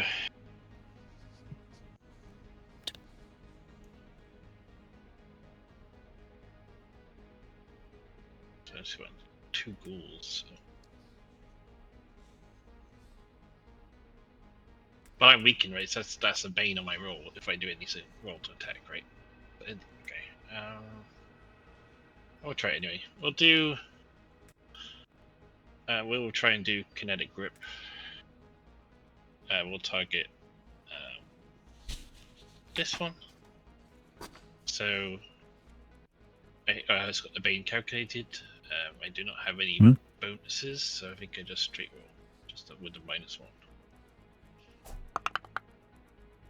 And that might not be enough. What was that? 11. Oh, that's still sliding on 4. Okay. Yeah, slide a 4, not too bad.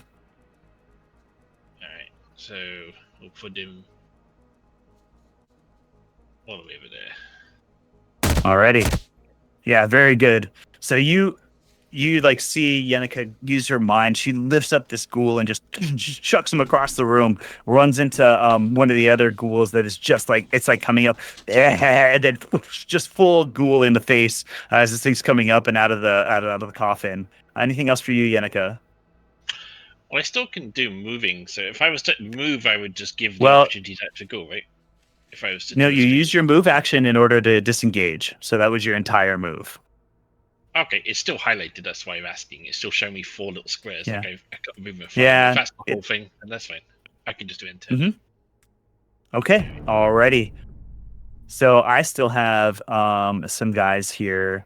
I'm gonna go ahead and activate my skeletons, and you see that they all have bows, and they grab their bows and they break off a rib and like string it to the bow, and then ding, ding, ding, ding, ding, and they are all just gonna attack. They're all gonna pick somebody to attack as their main action. Bone shards. All right, so this has some pretty gnarly effects. We'll see how it goes. I'm gonna attack Ravara first. All right, so that is 6 damage. And yep, and you feel as these bone shards like embed themselves into your clothing. And until the start of the skeleton's next turn, the first time you willingly move, those bones are gonna dig into your flesh and do a little bit of damage to you. And that will be the same for all of these attacks. Ooh, ouch.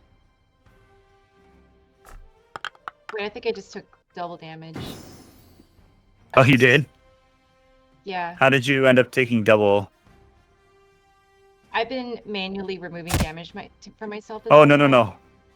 No, do not. Okay. The game will take Okay. care of it. Yep. Okay, so I'm gonna heal back. I'm gonna go back to 14. Okay. Sounds good.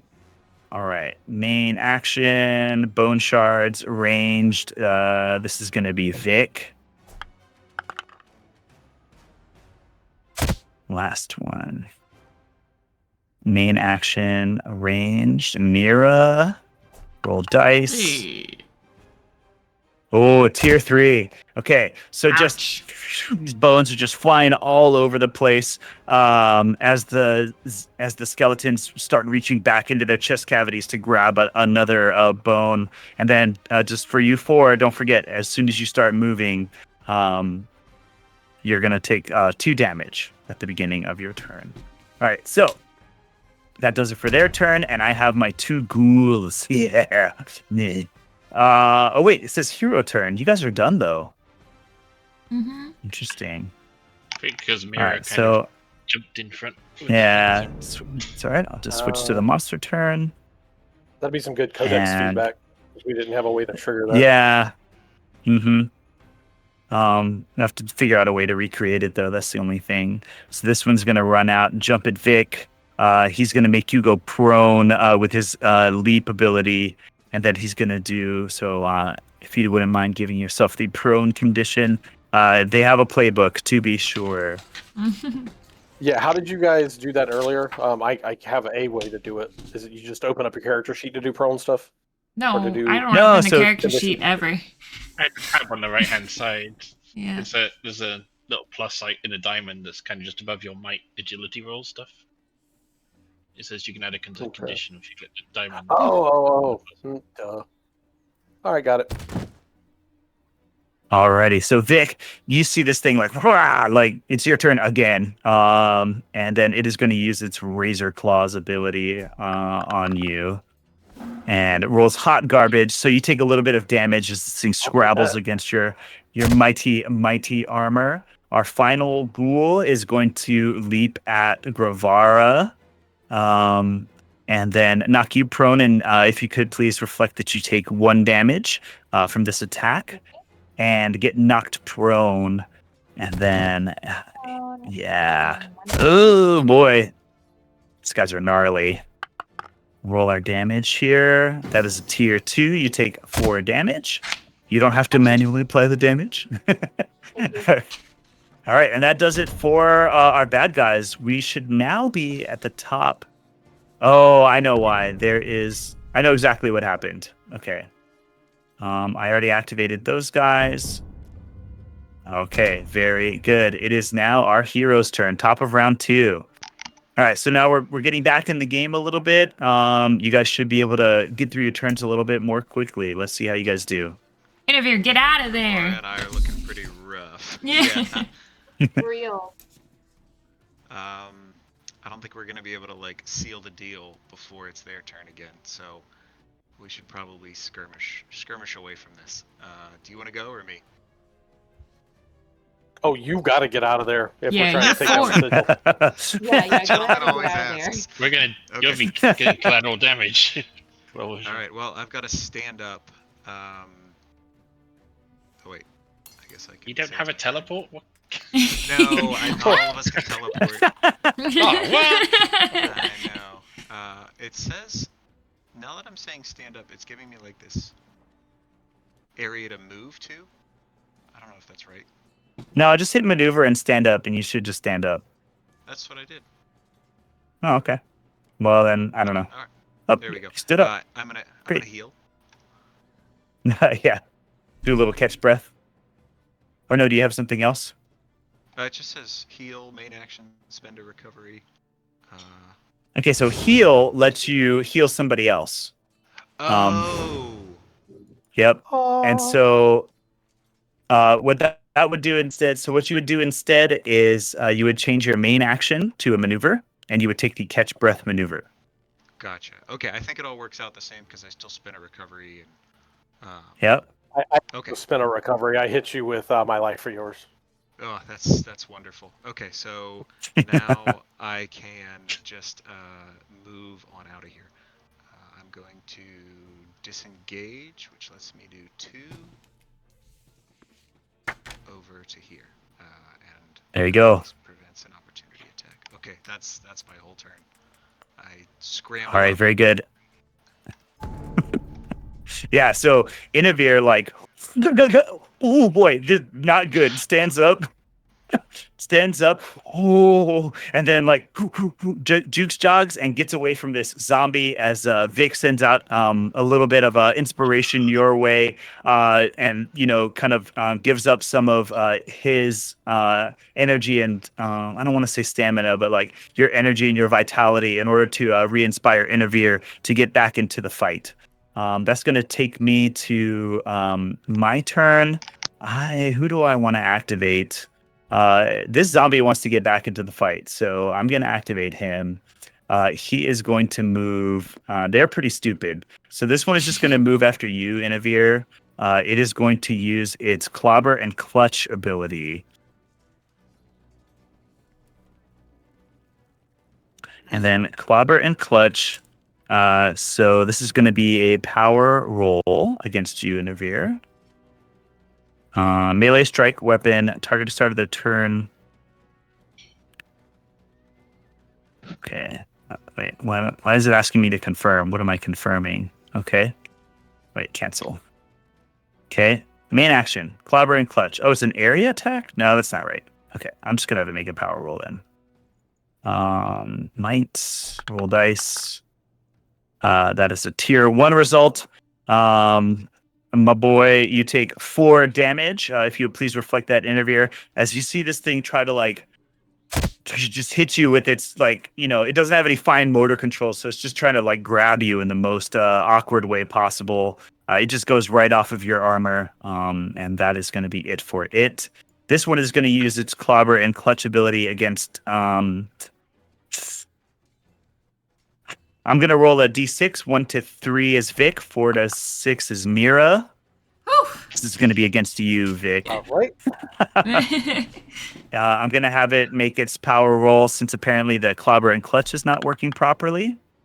That is a tier 2. And you take 6 damage. Same thing. It tries to like grab onto you, but its handsies don't really work so good. And that is going to be it for its turn. Back to our heroes. I'm trying to figure out how. Sorry, I know we said this earlier. Standing, does that use your entire, like, that's your movement? Maneuver. It's your maneuver. It's your maneuver. Oh, because I'm using this little cheat sheet that we got before. There's a maneuver. If you click on the button on your screen, it has one under there. You just Yeah. stand up. Okay, so yeah, I gotta correct this cheat sheet we got. All right, cool. Okay, yeah, I'd like to go ahead, but I want to. I'm gonna use my maneuver. Well, I need to hit the little X button. I'm gonna use my maneuver to stand up, and I'm gonna yell that we need to get back to the door, hold the doorway back here. Kind of give ourselves a choke point because we're too scattered right now. And as I do that, what? But how close is it to like? How close are you to disrupting the sigil, though? Would I have any way of knowing that, Justin? Make a reason test.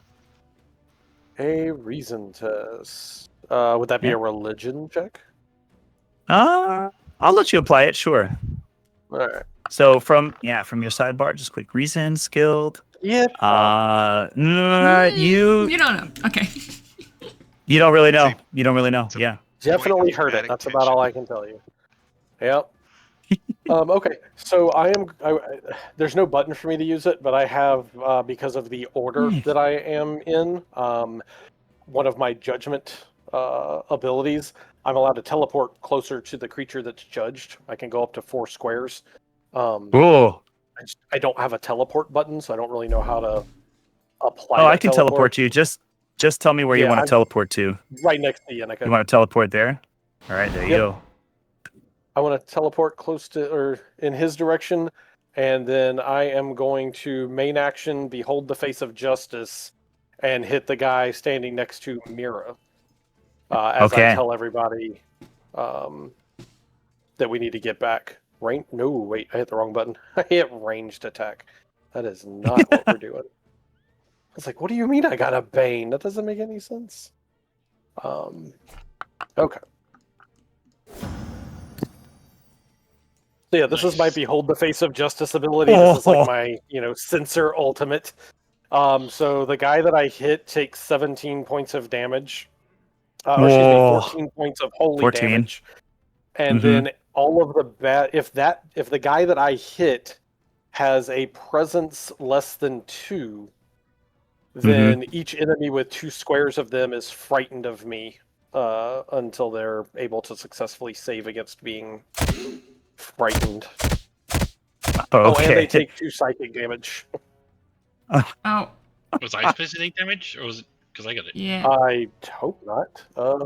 No, I don't think so. Okay, all right, so I'll put it back. Yeah, that was weird. I think it just Behold- took Yeah. 12. Behold the Yeah. face of justice. yeah, each enemy within 2 squares of them is frightened of you. It shouldn't have hurt anybody else. Okay.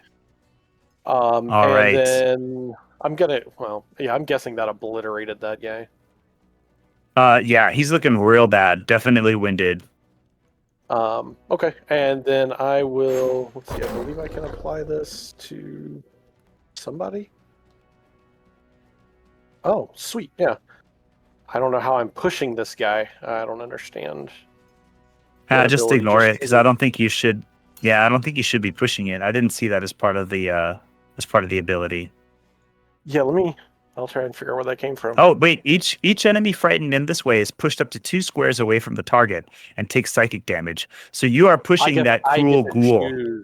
Oh, Yeah, okay. you get to choose I where thought they just go. went 2 directions. Oh, So- okay. Well, that's freaking neat. Yeah. Dude, I Alright. do want to remind you, this guy was here.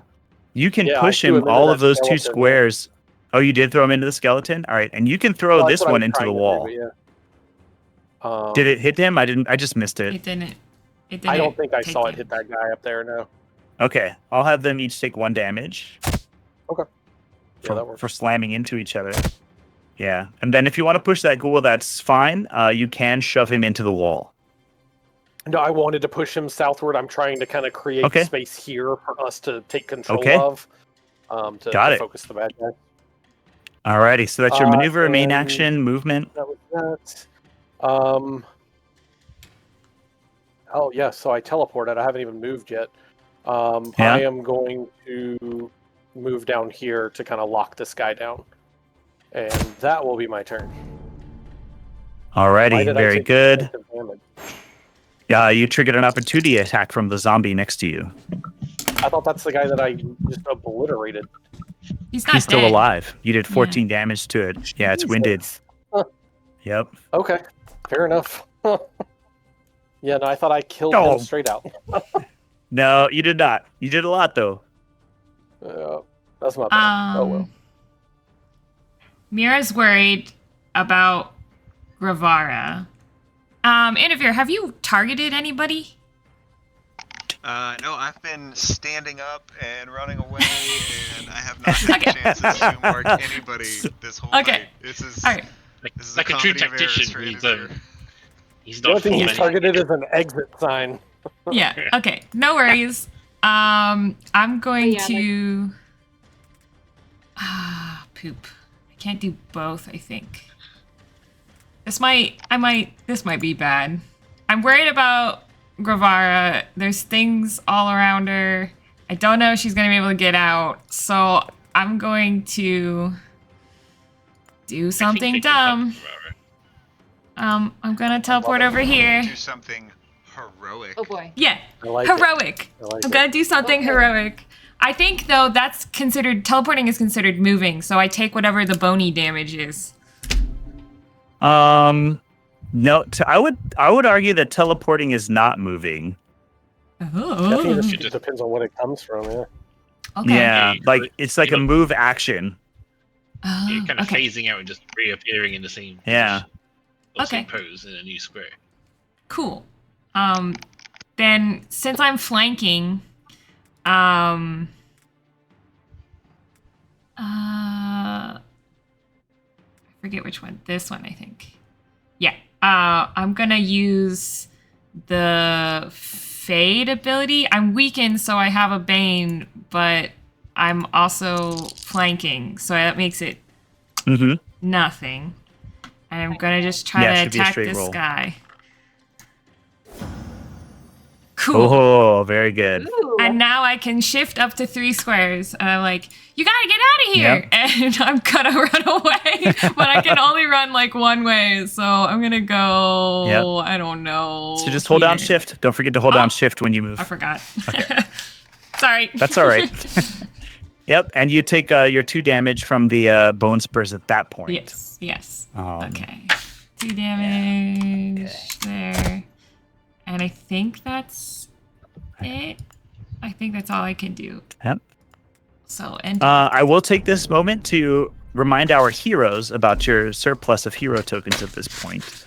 Oh, You right. can use Just them looking to.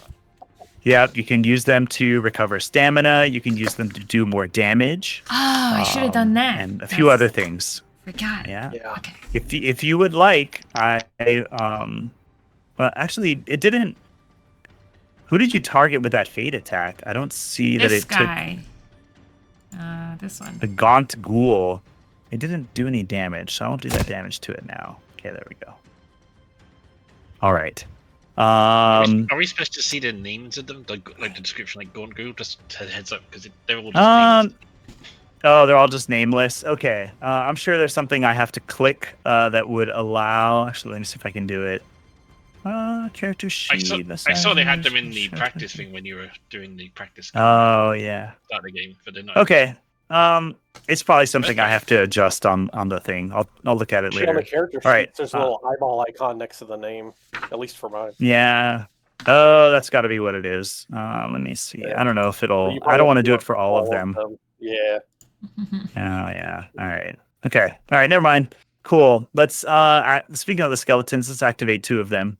Oh no. They are going to do their bow attack. The closest ones are Amira and Gravara. So main action, bone shards. Oh wait, that's the melee one. Bone shards. Sorry. And they shoot at Mira first. That's a tier 2. Yep, bone shards. I could have Okay, you and then hit this you hit one- the button too quickly, but I could have done in all this confusion, so I would have Oh, to okay. have the Yeah, damage. go for it. Just oh, sorry. That's okay. Yeah, so go ahead and just heal yourself for half the damage, so you get 3 back, and then you can do your teleport. How far? Let's see. I can I think it's teleport 4, isn't it? 4. 1. Where do I want to go though?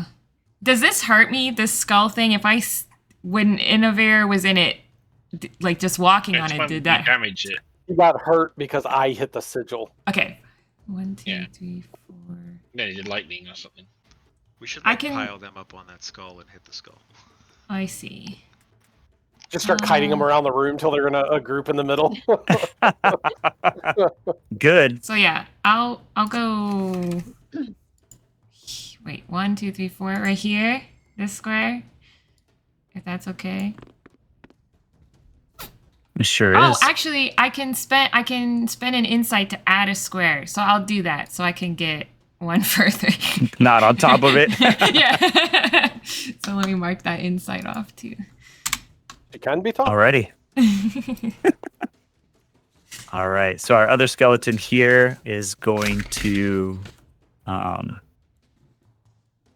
use his main action to bone shards our girl Gravara.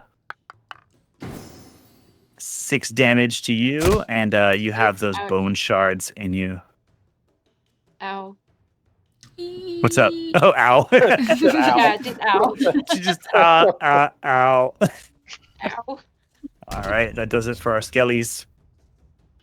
Okay. I Aurora, I do think you really should want to go. get out of here. So if I were to use a surge, how much would that heal? So if you spend, I believe it's 2 hero tokens. If you hover over the hero tokens, it lets you know. If you spend 2, You spend 2 tokens to get your recovery value. yep, yeah. So you would get 11 stamina back. Do it. But that's the shared one, right? Yeah, but Yep. do it anyway. Yeah, do it. Yeah. Okay. Is that like a free action or is that a main action? Hit it. Yep. No action required. Okay, so I'm gonna go ahead and do that. Let me see. How do I use it? Do I just expend it? So, really, yeah, you would just click on the tokens, edit them down to Yeah. 3, 3. and then just heal yourself for 11. Click on the little heal box in your sidebar. There you go. Easy Okay. day. So right. what I'm planning on doing is I want to first of all stand up. Okay. So I'm gonna maneuver. Go to ahead and click the stand. swords over your token to start your turn. There you go. Yes, and then I get my ferocity. 10, perfect. All right, I'm going to stand up. Come on, let me stand. Click, click, click, click. There should be a little confirm like on the bottom of your screen.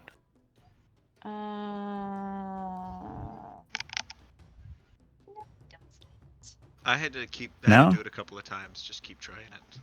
Okay, I'm gonna just Just try. keep trying. All right, all right, all right. I'm There's just gonna go also- ahead and manually remove it. Yeah. Yeah, I was just gonna say. delete it. There we go. Okay. Hey, Let's look, set stand up. And then I'm going to use my heroic ability back. I wish I can get a little bit more coverage here. I am going to. Here, let me. Oh no, you had to use your maneuver to stand up. Okay, go ahead. Yep. But could I still move? Yeah, you can absolutely move. So what You I have your want to full do movement. is I'm gonna move one space over here. Yep. I'm gonna use my heroic ability back on Oh. all of these guys. This is not going to go well for my guys.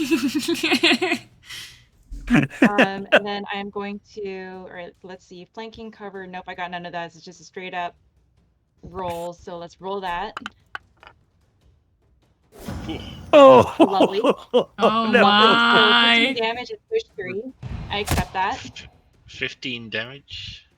Nice. So,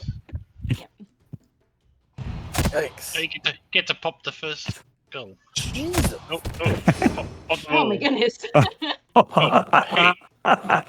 I'm going to shove this guy over here. Yep. And then I'm going to use the remainder of my move to run towards the entrance. Okay. So, but I'm going to go, no, not that way.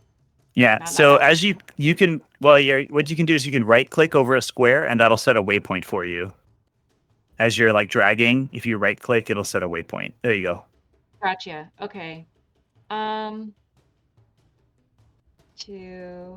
3, like that, I think.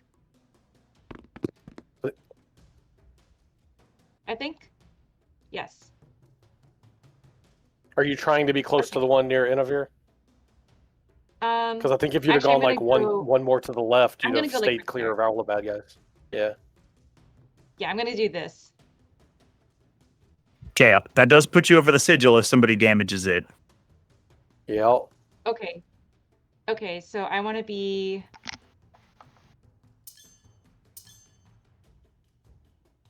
Yeah, it's gonna trigger that opportunity now that you moved close to it.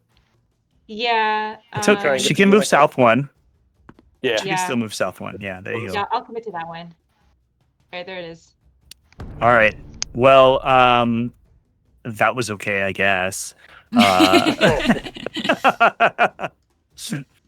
Dang, man. I just watched all my dudes just die. All right. So we've got our ghouls here. I'm going to attack them. Oh. Yeah. Yeah. Wow. Oh, They're going to ran- both knock you Why do down all your using their... undead bad guys sound like Sylvester Stallone giving a speech? Yeah, I am the club. They're One gonna of use them- their leap ability Adrian, as their the Reaper. maneuver. does this count? It gave me the Yeah. opportunity attack for one because he was like passing by me, but I don't know if that counts if he Yeah, was leaping. he ran past you. Okie dokie. No, He took spot. yeah, no, do it. Oh, that's my fault for being dumb.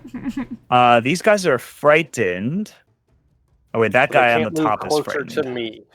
Oh, so that guy can't move closer to you. Bye bye. All right. You don't get that opportunity attack. Right. Yeah. So he just starts pacing back and forth like up here because he can't get closer to Vic. So damn, Vic, nice job. In the scope. In the scope. Yeah, so this one, he is going to attack. I'm going to roll another d6 to determine if it's Gravara or Inavir. 1 through 3 is Gravara, 4 through 6 is Inavir.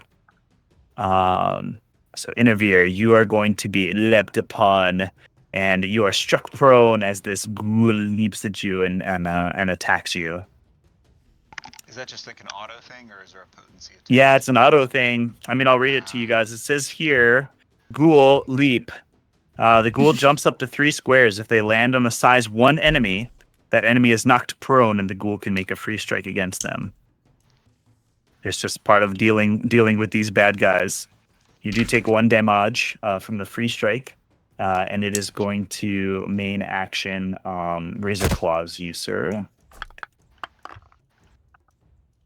Okay, 3 damage. You do have the option to do your parry. Not for 3. I'm good. Not for 3? Save Okay. that for someone taking a swipe at Gravara. Sure. Alrighty. That is it for their turn because one of them is frightened. Great job, Vic. Happy for you. Moving on back to our heroes. Hit the sigil, Yenica. There's 2 on it now. It is. Alright, I see what we got here. Ooh. Okay. Ooh, that was a good one.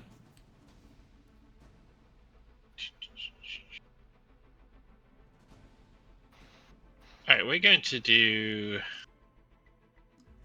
Oh, first off, I actually don't need to do disengage because thanks to Vic, he cleared out the area all around my character. So that's pretty cool. Alright, let's go ahead and... So, can I just assume that any of my spell attacks, well, not the kinetic one, but if the ice one could still consider to be damaging the sigil, or has it got to be something 100%. You just blast it with ice, dude. Alright, then we'll basically target the sigil just at the foot of this guy, right in the middle of it. And we'll do Hoarfrost on that. I have to target the creature, so I guess I'll target the guy in it. What you can do is just make a power roll with your reason. Okay. And then we'll take that as the tier. Alright, I'll just cancel that then. Hit escape, I think. Yeah. Mm-hmm. Yep, there you go. Alright, so I have to apply, and we can do this, so we've got 1. Okay, yeah, it's not really skilled, because I don't think magic counts, because I'm using magic. Alright, so... Yeah, this is like an actual attack, so a skill wouldn't apply. Yeah, it's not that good, but... Okay, so wait, that's a 9, 10, 11. Yeah, sorry. Okay, how much damage is that? On the Hoarfrost, 9 is 4 cold damage. 4 cold damage. Yeah. All right, so you see it take some cold damage, and I'll roll a d6. The meek ghoul and the... Did he not have any bonus points from whatever ability is related to that? Because it was just a flat die roll for his 9. It's because he had a Bane because of his weakness. Oh. Yeah. Yeah, still all right, so our 2 ghouls take 2 damage. So Yenica shoots out this frost to the sigil, just scraping a bunch of it off. It reacts by crackling lightning again and damaging the 2 ghouls standing atop it. So that was my main action. So for my maneuver, I'm going to do... I can't do that on someone else. We're going to... I'm going to do a move first, so I'm going to do... we're going to go 5, 10, so I don't need to be... I'm not going to go past him because he'll give me an attack if I move further. Actually... Oh, I'll let him get it. He can have attack. I'll give him. He can have 1 swing at me. Just to get further around the corner. He can. He is taunted. Okay, and frightened. I wonder why it didn't trigger an opportunity attack. There might be some rule there that I don't know about. I'll just kind of go for it. Alrighty, anything else, Yenica? I think that is all I'm going to do right now.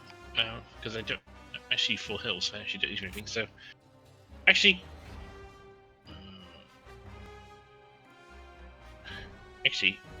I will actually just stay. I'll have my turn here, not there. Because I'll do the 8 attack, so I can give Vic an inch. Perfect. There you go. And that'll be the end of me. So you just aided the next thing that attacks Vic. When you aid attack, you click the thing that you... Whose side are you on? Yeah, whose side are you on anyway? So go ahead and I'll take care of it for you. Aid attack. You click what you want to what you want to be attacked. Oh, okay. All right, so with that, the startled ghoul, he's kind of in a corner here. You are trying to distract it. It is taunted by... Is it taunted by you? It is taunted by Vic, me. that just leaves one thing for it to do then. and that is sounds to like a attack our great boy. idea. Yeah. Well, he's gonna. I I mean, believe it's I can inflict a second Bane on him because he has a. Yep. okay. When Jed Trigger makes a power roll, sensor can spend 1 wrath to add a Bane. So if Oh it, no. So that'll take you down to Um, 3 damage. And since that was a power roll, he'll take his 4 damage, which I think it applied. Oh man, yeah.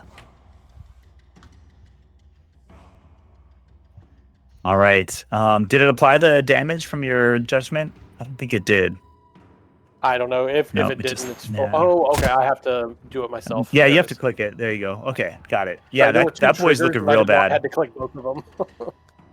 Yeah. All right. So see,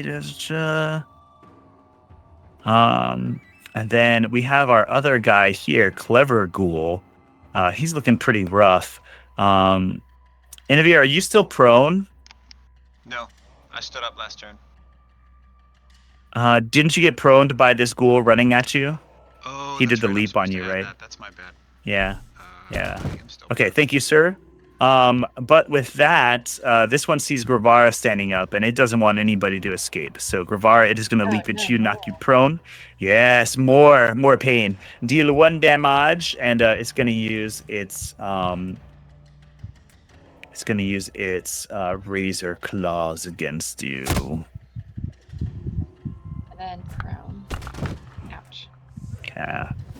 3 damage. Yay. All right, so Ow. you take a total of 4 damage this round, and that does it for my zombie's turn. He gets to save versus frightened. Please say it does not save versus frightened. It is still scared. Oh yeah. Justin, when we were correcting my mess up with the attack, I didn't get my saving throw for weakened. Can I do a 3? How do I trigger a manual roll for that? So you just do you have your little dice tray at the very bottom left? No. Actually, I think you see if on your sidebar on the right, if you can just click where it says save next to weakened. I'm not sure if you can or not. Also, I think weekend was an end of turn thing because it disappeared for me Is it end automatically. of turn? Yeah, I thought it- Just messages and what said. No, his save ends from his okay. zombie dust. Oh, different save. Yep. Sorry. Yeah. So what you can do then, Paul, if you go up to the top, you'll see the screwdriver and the wrench up there. Oh wait, no, that's not the right one. The hamburger, the 3 lines. If you click that in the top sort of center of your screen, you'll go down and click dice. And then you'll see in the very bottom left corner of your screen, a dice tray arrives. So to do a saving throw, you roll a d10. And if you roll a 6 or higher, you save. If you do not, you do not. Okay. Oh, I do not. You rolled a 1. You are Wow. still weakened. After all, at least I went ahead and Yep. did dice tree. You're welcome. Yeah, no, so we got it. Yeah. Thank you. Totally planned. Great job, Paul. Thanks for bringing that up for everybody. Much appreciated.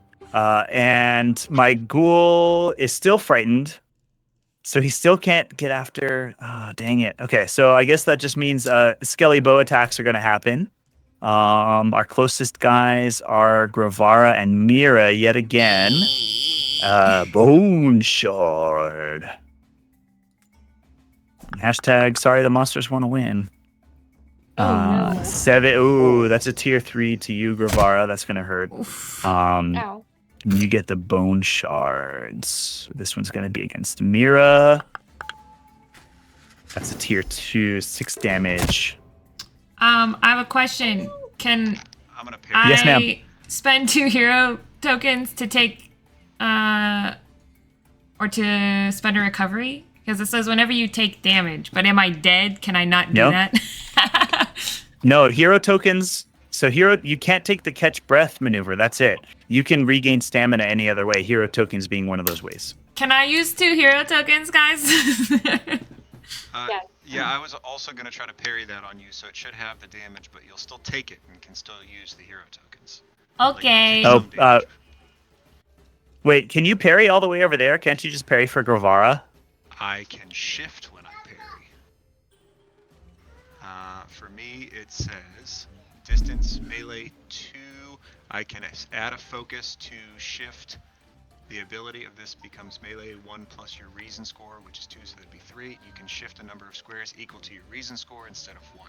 So I can shift 2 squares through my friend. Wait. You would have to be able to shift 4 squares to get there because you're prone. You can go through your friends. No, but You're prone. if you want to shift 2 prone. squares, you're prone. It takes 2 squares per square because you're prone. Oh. Because you're crawling.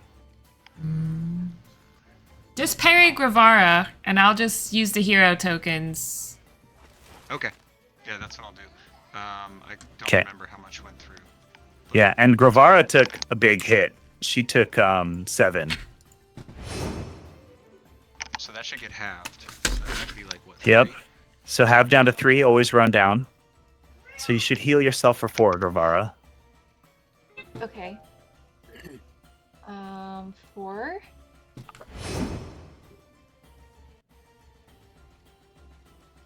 And then do you still want to shift, Indivir? No, just I don't need to at this point. Okay. All right, Mira, you spent your hero tokens. Very good. Because you guys are making good use of your hero tokens, I'm gonna grant you one because I want to encourage you to continue to do that. Yeah. Hey guys, can I use 2 hero tokens? I mean, oh my gosh, we're all Alrighty, like dying. Okay, that does my skellies. And I have one ghoul left. He's still effing frightened. So yeah. I want you to Please feel real save. bad about that. No, you don't. All right, it's 3. It's still frightened. Over to our heroes for the top of round 3. I can give 3 people a free strike right now, which I feel like would be helpful. Uh-huh. I love that idea. All right, I'm That'd be gonna go. awesome. That sounds amazing. All right, I cry out now, and I let 1, 2, 3 people make a free strike. Ooh. This is classic tactician stuff, man. Love it. So Gravara, I don't know if you want to hit the guy south of you because he's closest to death. Yeah, I want to do the south one. So close, Vic. No, Vic, do you have any surges banked? No. Dang it. Yeah, What's up, I have Vic? 1 surge. Just tell me you want to spend did it. a trigger. No, I'll accidentally spin a wrath that I didn't want to spend, so I just put it back. Okay. But all I did was taunt that guy again. It popped up Okay. as the reaction. So And earlier I gave Okay. people a bunch of surges, so if you guys have one, you could have spent one there. Yep. Oh, Vic, Yeah, I that was still the one have you mine. mentioned, probably. Okay. And because you Oh, can and it just does more damage? Gotcha. you can spend up to 3 surges, and each surge will do 2 additional damage. Oh, then yeah, I definitely burnt my surge on that one because I want this guy gone Okay. super fast. Yeah. All right. Well, I will deal 2 damage to it. It is gone. Gravara, how many surges do you I like have? that. I have 2. Judgment. I would recommend spending those 2. I'm gonna use those 2 on the one that I just attacked south of me. Oh shoot. Yeah, Nice. that's gonna make it. That's gonna make it re-dead. I got to, just so you know why my token moved, my judgment, since that guy died, I got to shift my judgment up here to another guy, and that automatically let me teleport with my judgment. So, hold Yes, the that's so line! cool. Hold the line. Look at this melee line here. Love it. Help is on the way, dear. Help is on the way. And while I'm on the ground, like me and Gravara are just like on the ground laying there next to each other, like eye to eye, and I just like try to get all the attention from this other one as I stab up at it and do my protective attack. Oh, nice. And that's gonna be, it's gonna be good enough. Oh, But he comes back because he's in the stupid skull thing, probably. no. Wow. No, it's okay, just okay. that's an undead feature. I'm Oh. not sure why it didn't affect the other guys, but I'm gonna let it roll. The first time they go to 0, they're like, and then they just go and just come back at you again. Well, we know he's really close. It doesn't matter that it's standing on top of there. I can still attack it, and it's not going to come Yes. back. Mm-hmm. Yes. So that's just like a passive trait of like undead that they might just Yep. come right. You know how Oh. goblins, they have crafty and you can't opportunity attack them? That's a undead Yeah. thing. That's fun. Okay. So I did my maneuver. I did my main action. I'm going. Oh, if I shift into there, I'm gonna get hit by our team's tactics. If you I'm gonna disengage. All right, Our I'm team's sorry. I'll tactics. let you do it. By our team's Yeah. tactics. The way you people act, I'm gonna die. I'm gonna shift there, and that's gonna end my turn. All right. Okay. Well, let's see. Wow, I still have a lot of guys. Oh, because we're at the top of the round again. Yeah. I am going to. Who else is in this guy's group?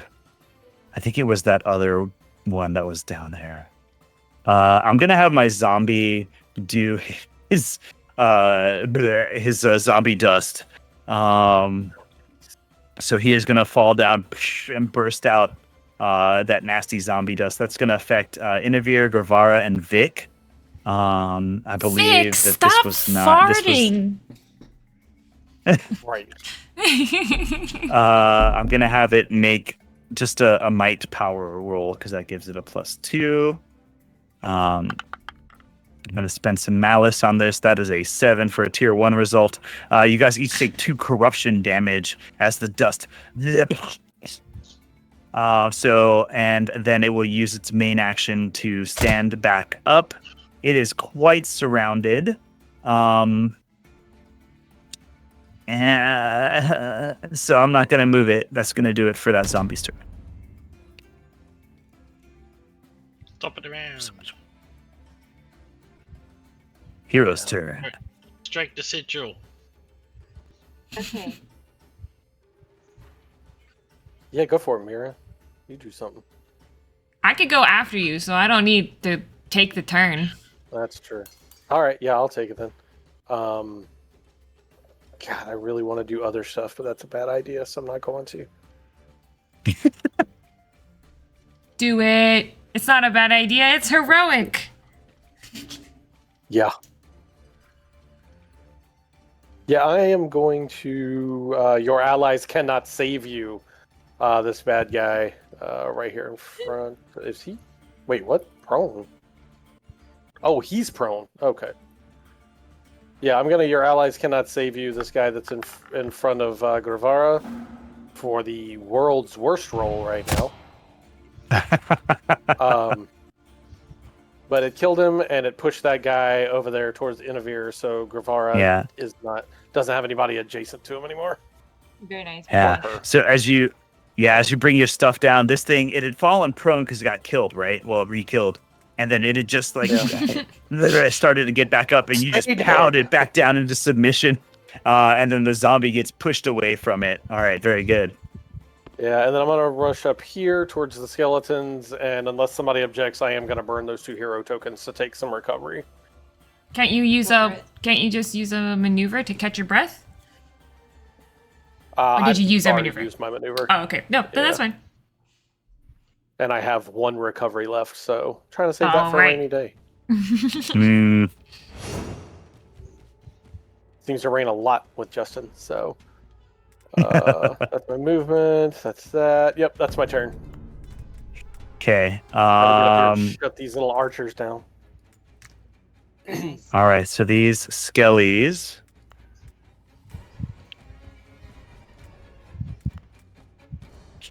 Okay, they are going to use their Bone Spur ability. Don't like that. No, you shouldn't. So this is a 1 burst. It costs me malice. For me. So yeah, my life for me. It's going to use its Bone Spur ability. This is a maneuver. Confirm. Roll dice. 2 damage. And your might is greater than 1, so you are not bleeding. I need that. Actually, dang it. Oh, this can't affect you because your might's 2. Shucks. Okay, so you take 2 damage as the skeleton tries to basically like it like actually breaks off its hand and like just stabs you with the radius and ulna like in the front of like, you know, with what's left on its arm. But it just like you're just so buff, like it just bounces right off your armor, doing just very minimal damage. And it slaps its hand back on there, grabs a rib and just stabs at you in order to use its bone shard main action. It's going to be 6 damage. And is it wait, what's bleeding? Probably Is the me. skeleton bleeding? Yeah, apparently. How is the skeleton bleeding? Because it Oh. broke itself to hurt him. Oh, dude, does that give it? Yeah, I'm Oh, bleeding. I think that's No, just a. wait, I don't know. No, that's just I'm a. not I bleeding. think that is a. Okay, Bone Spur gives the skeleton bleeding. That's not what we want. Gives Skelly bleeding. I'll try to recreate that later. Okay. I don't know what that was. Yeah, I don't know what that is either. I am going to delete that off of the skeleton. I don't even know if a skeleton can bleed. Ain't got time to bleed. Nobody All right, makes so- me bleed my own blood. Oh, nope. I want a Bone Shard melee strike against Vic, I who want bravely there to be a came Bane over on here. that, so Oh no! Wait, I'm so gonna do Bane. that. Oh, okay. What did I roll? I rolled pretty good though. Bane, reduce potency.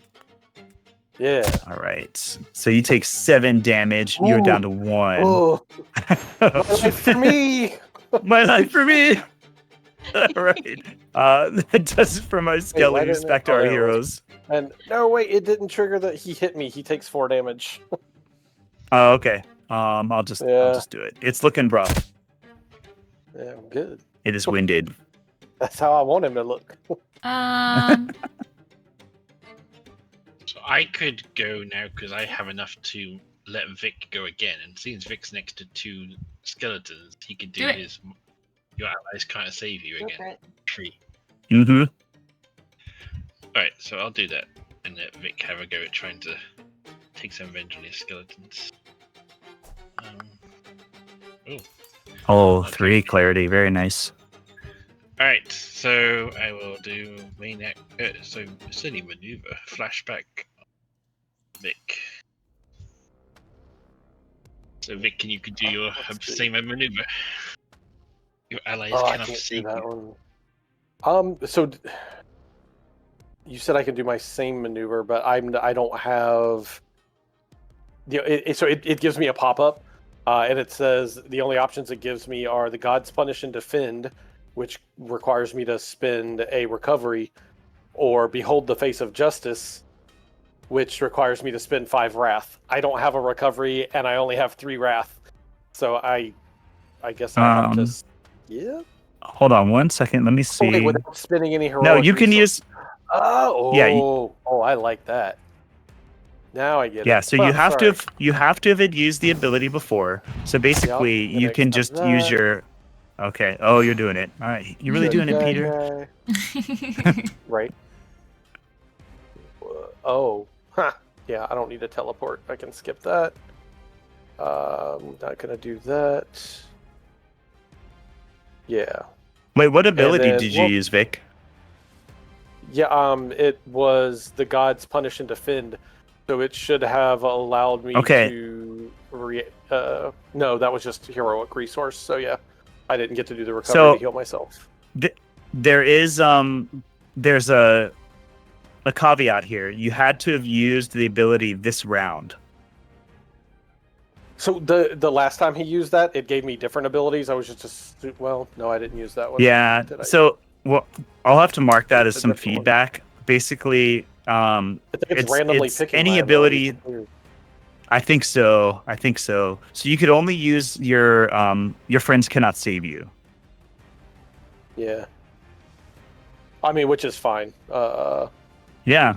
They would have gotten a little less damage, maybe. All right. That's about it. Yeah. And then push the So guys away. So Yenica, the really powerful way to use that is if somebody uses one of their like 5 heroic ability things, you take your turn, you have them do it again. They don't have to spend any heroic resources to do it again. In my fairness, I didn't know what Vic's ability was. I thought it sounded pretty Yeah, rare. So, Yeah. but So yeah, okay. it does. So I'll take this moment as just a quick teaching moment. Your signature abilities are your normal main actions that are part of your class and your kit. Those are called signature abilities. Heroic abilities are ones that cost your heroic resource. That is a nomenclature difference to be aware of. But your ability says he can use anything that costs 7 or less. So he can use a signature that's what ability popped again. up. Yeah. Yeah. Mm-hmm. So you could have So used you can that use on me when I made everyone get a free strike. We could double Yeah. tap that one. Oh, that's And cool. you know what? Hey, dude, you know what? I Nice. want this to be a learning experience. So let's just do that. Okay? I'm just gonna undo make that another turn. Yeah, actually no, I can just undo that turn. That's awesome. There we go. Yeah. Yep. Nice. Oh, there is an undo button in there. Very nice. Yeah, there is an undo button. So Yenica, go ahead and start your turn. Okay. And now you can use your maneuver on Inavir. Has any of you used it this turn? That was Yeah. the- Yeah. Yeah, I was went. the I first. went really early. Oh, okay. Well, Vic was okay. It's just been that long since the beginning of the round. All right, there we go.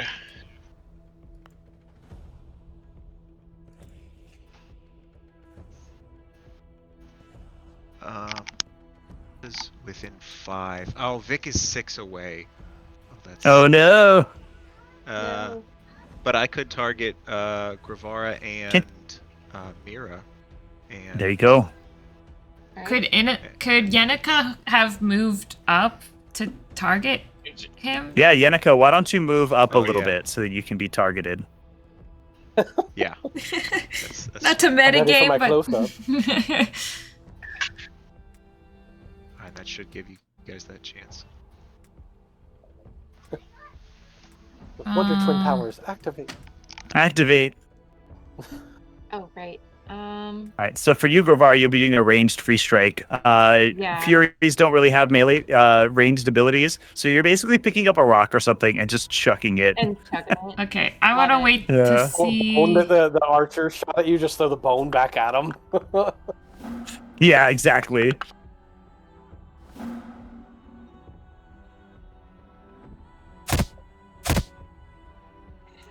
So neither of them are dead. We don't like this guy though. This guy's the one that knocks people down, right? I'm gonna shoot this guy. But I'm a hope. I still have. Oh yeah, you attack. Oh, it's your free attack. Cool. Yay! Oh yeah, he. There you go. Very good. Well done, Paul. Yeah, that's good. I just had a moment of inspiration. I used to use the ability on myself to actually do it on my character. Yeah, there you go. There you go. Alright, so that was my maneuver, and I done some of my movement. So I have a main action left. We got skeletons. We got one zombie.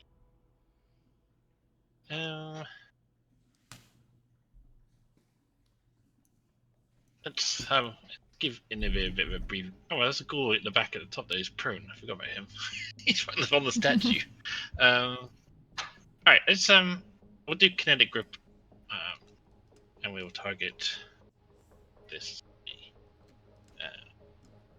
So, Watch, we're probably like one hit away from destroying the sigil, and Justin's just laughing at us the whole time. No. oh, that is not good. Alright, so it's 3 foot highest. If you throw him through the wall, you might hit him a little bit, like into the wall or something. Yeah, throw him into the wall. Yeah. Yeah, we go over here.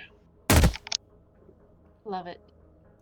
Because they did the Justin, when you throw somebody against the wall like that, isn't it? They take damage equal to the remaining movement of the shove or whatever. Yes, and if it's a solid surface like a wall, they take an extra 2 damage. Yeah. Okay. So it's 2+. If you run creatures into each other, they take equal to the remaining squares, both of them. Yeah. And I'm going to just go here and end my turn. All right. Well, since you chose not to... Nope. Oh, wait, what just happened? Still Okay. weakened. Nope, still got it. Since you chose not to kill this ghoul, he is going to stand back up. Why you no stand up? Like this. Stand up.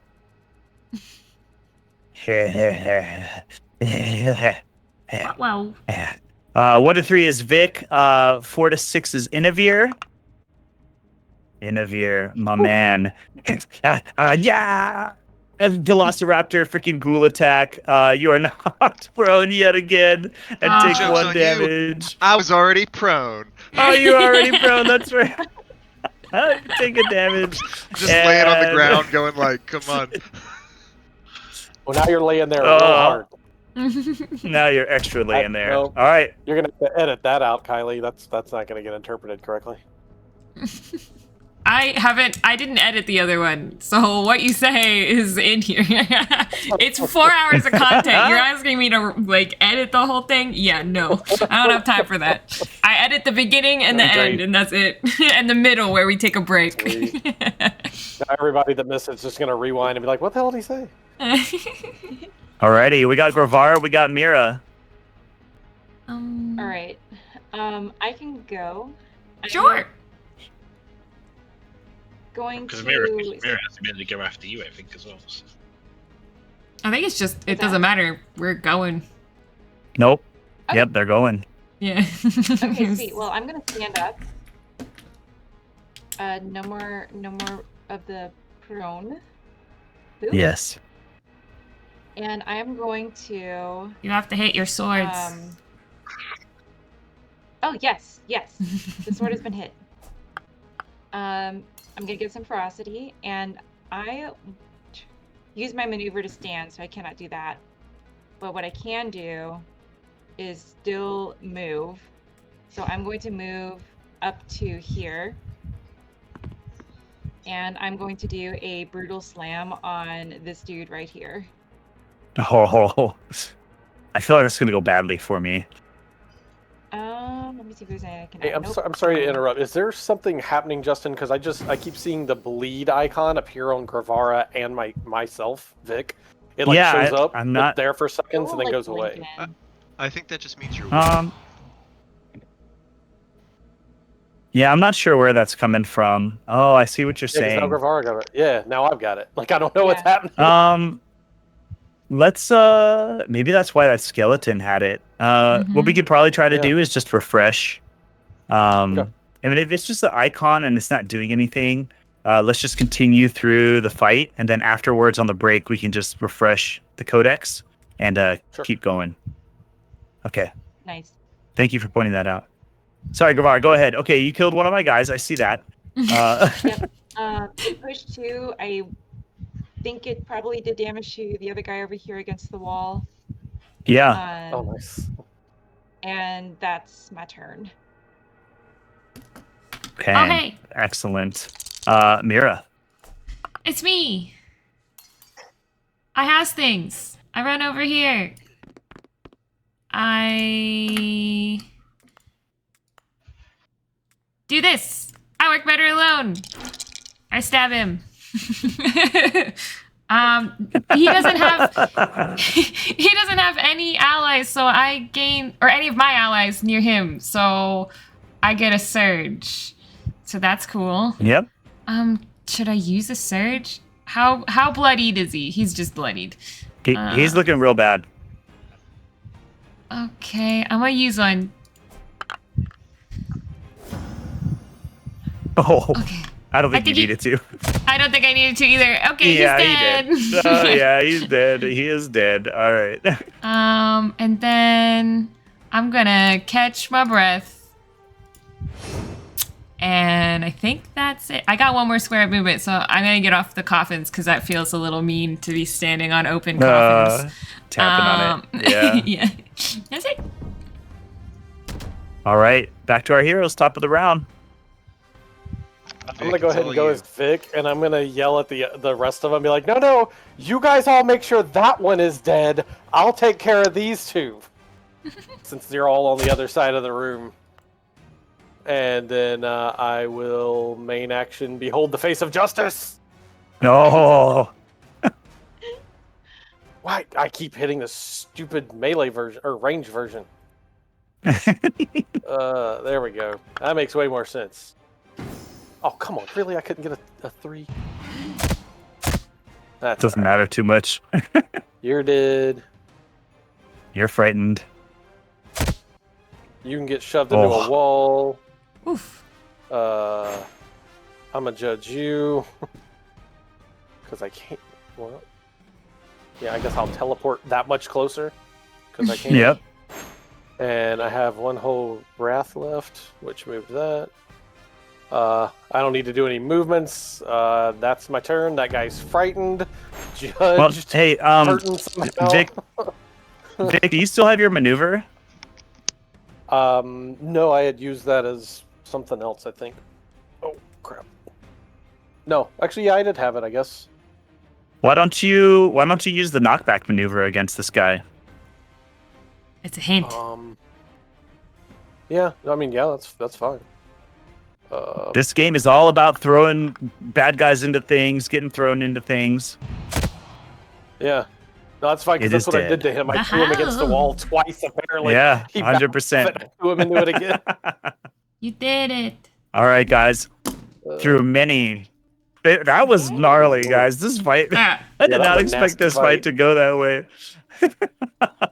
All right, guys. I want to check in with each of you, see how you're doing, if you have a few brief things you want your character to do or say in this moment. And then we need to take a break.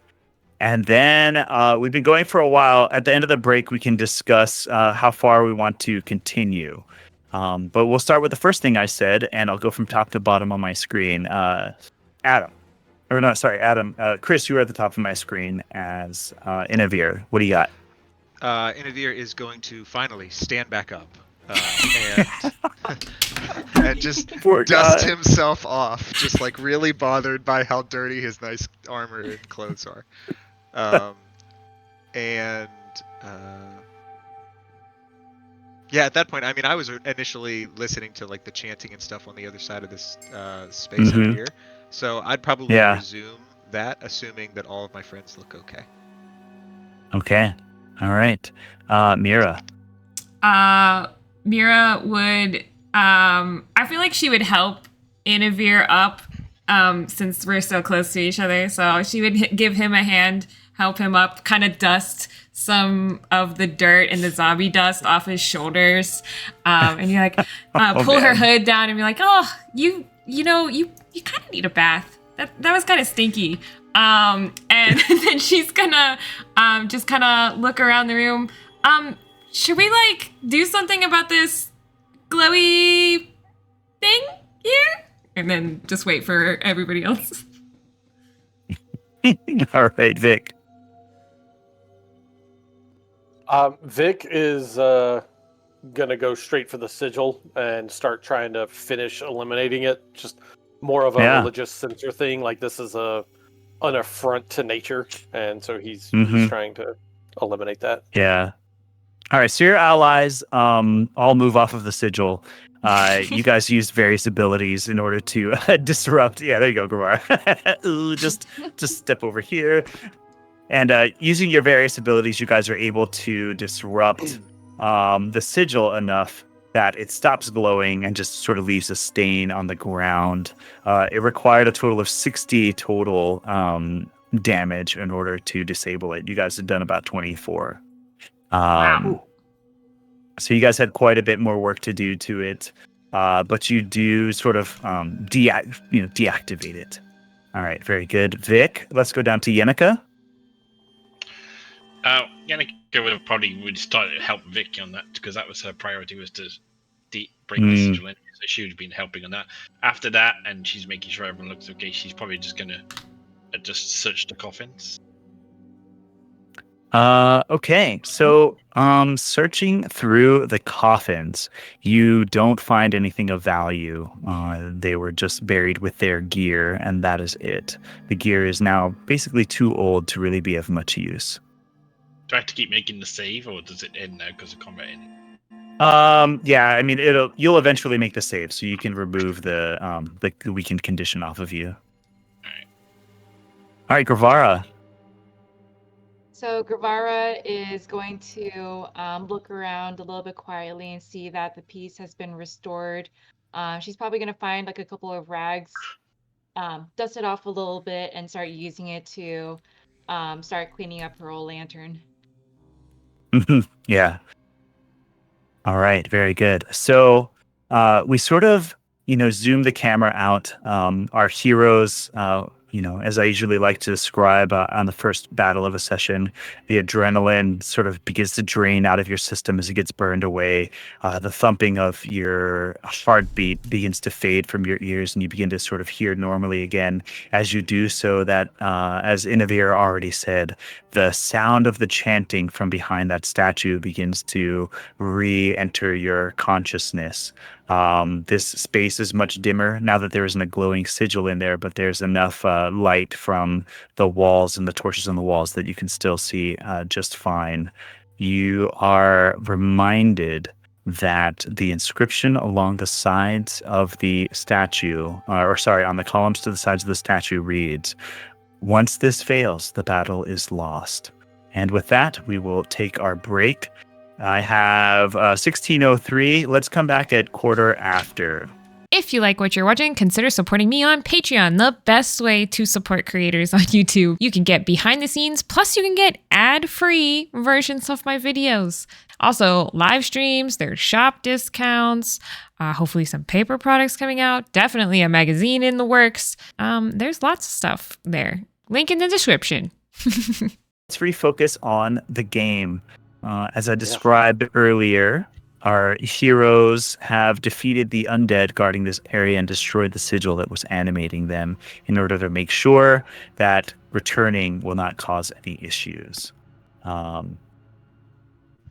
You have this statue with the inscription around it with the sounds of evil chanting coming from behind it. What do you do? Well, chanting never Bust ends through the well. wall like the That's- Kool-Aid man. Oh yeah. Yeah, dude, 100%. I mean, do you want me to do that? Can we look for like a Is secret that Um, is there a door? Because I would absolutely do that. We're here to rescue a little girl. Like, it's go time, fellas. Right. It is go time. That is true. So I know Inavir already said he wants to go check out this statue. So let me get a reason test, Inavir. Okay, and is that I get to use search on that one? Yeah, 100%. Go ahead and use search on that. Okay, I'm just gonna give it an edge because that's what that does. Basically, the skill gives it a +2. Yeah, and when you do the test, it should have a little checkbox for skilled. Yeah, I did it like in the top left-hand corner. There it is. Cool.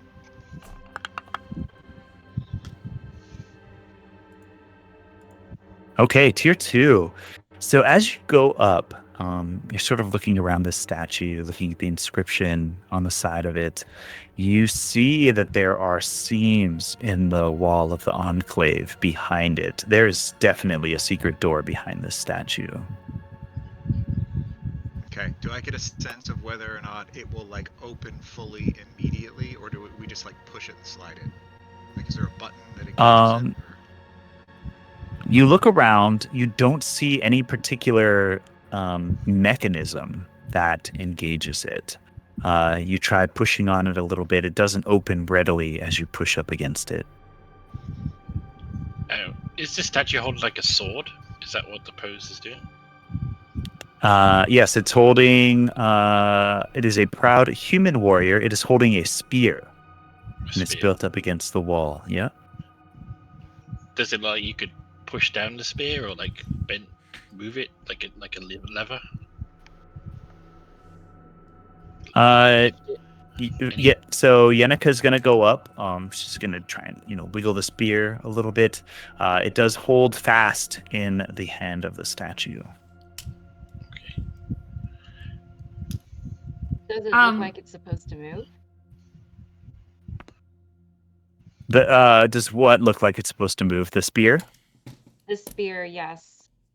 It doesn't appear so. It appears to be like a carved-in part of the statue. You know how when something's carved, you can kind of see the little, the seam where like it's actually one piece of stone. It's not like they carved a separate spear and slid it into the hand. Oh, okay. I thought it was like a weapon being held. Okay. It's Oh actually no, carved. yeah, it's a part of the carving. The magical +2 spear of I win. Are there any Say, when you described, like, whenever I initially looked at that, you said I basically saw that there was. I just confirmed that there was a door that could be opened behind it, basically, or did I miss something there? Yes. Yeah, unfortunately, that's all that you were able to determine from that reason test. Gotcha. Well, guys, I have confirmed that this is the way that we need to go. I want to focus on the words because it says once this fails, the battle is lost. Does it mean like this statue? Does it mean the wall? Is there like a picture somewhere, like of an actual battle or something? Like what is this that it's talking about? This seems like a riddle, like a Uh-huh. family Yeah, saying, or Make an intuition test for me. Okay. Intuition. Ruh-roh. Uh-oh. I don't think I have anything that would really help this. So here we go. Straight roll. Starting to look for like, is there an assist? Right. Help. Yeah. So, Mira, you have your family has lots of non-public things that they do. There are often you have members of your family that have some talent in magic and things like that. They will often hide clues to help out other members of the family that need to enter an area. They're usually in like a code or something nearby, either well hidden or just sort of in plain sight to potentially be interpreted by the right eyes and mind. Okay. So I will say, guys, so she pulls her head down because, she can't be serious and all attacky in this moment. So she goes, guys, so listen, I have like this cousin, right? And their name is Thren, Thren Blood Willow, and they're really into like secret messages and like all this kind of stuff, and I just really feel like these words here have something to do with that. I don't know. What do you guys think? Am I just, making stuff up? I don't know. I mean, Those of you watching at I've home, heard this is actually KYLIE. This isn't Mira. This is just who she is. It's why it's easy for me to use in D&D roleplay. And She's not acting. Yeah. Guys. All right, let me heard kick the it to phrase, Chris. When hope Yeah. fails, the battle is lost. But I don't know if that applies here. So, as you say the word hope, it echoes in the chamber. There's like almost like a magical thrum that travels and amplifies that word in the chamber, and you feel it vibrate in your chests. And as you do, the door slides very quietly open. See, this is why we follow you. And it reveals beyond it a chamber. Or Oh, a yeah. passage, I should say. That's totally going to be a hair flick moment now because he's going to definitely the hair flick as he walks towards the door. Yeah, I did It's that. totally making up for all that zombie dust all over his armor. Just as it opens, a breeze just like flutters my cloak and hair in the background. Perfection. You got the brute work. Leave the brain work to me. And Yen and Vic All are probably right. telepathically going, he's doing it again. He's doing it again. Hey, how come my door didn't open the wall? That's interesting. Let me figure this out real quick, and Okay. I want to kick it over to let's see. I haven't heard from Gravara yet about the situation. While I'm figuring this out, will you please sort of chime in with your thoughts? Yeah, so she's glad that she didn't have to um, uh, participate in resorting to destruction to get past this door, and this is why she trusts all of the big brain folks to do their big brain things. But as of right now, she is keeping her mind on what she believes her mission here to be, and sees a way forward. So she silently and stoically moves on. Alrighty, very good. As the door slides open, the sounds of the chanting increases.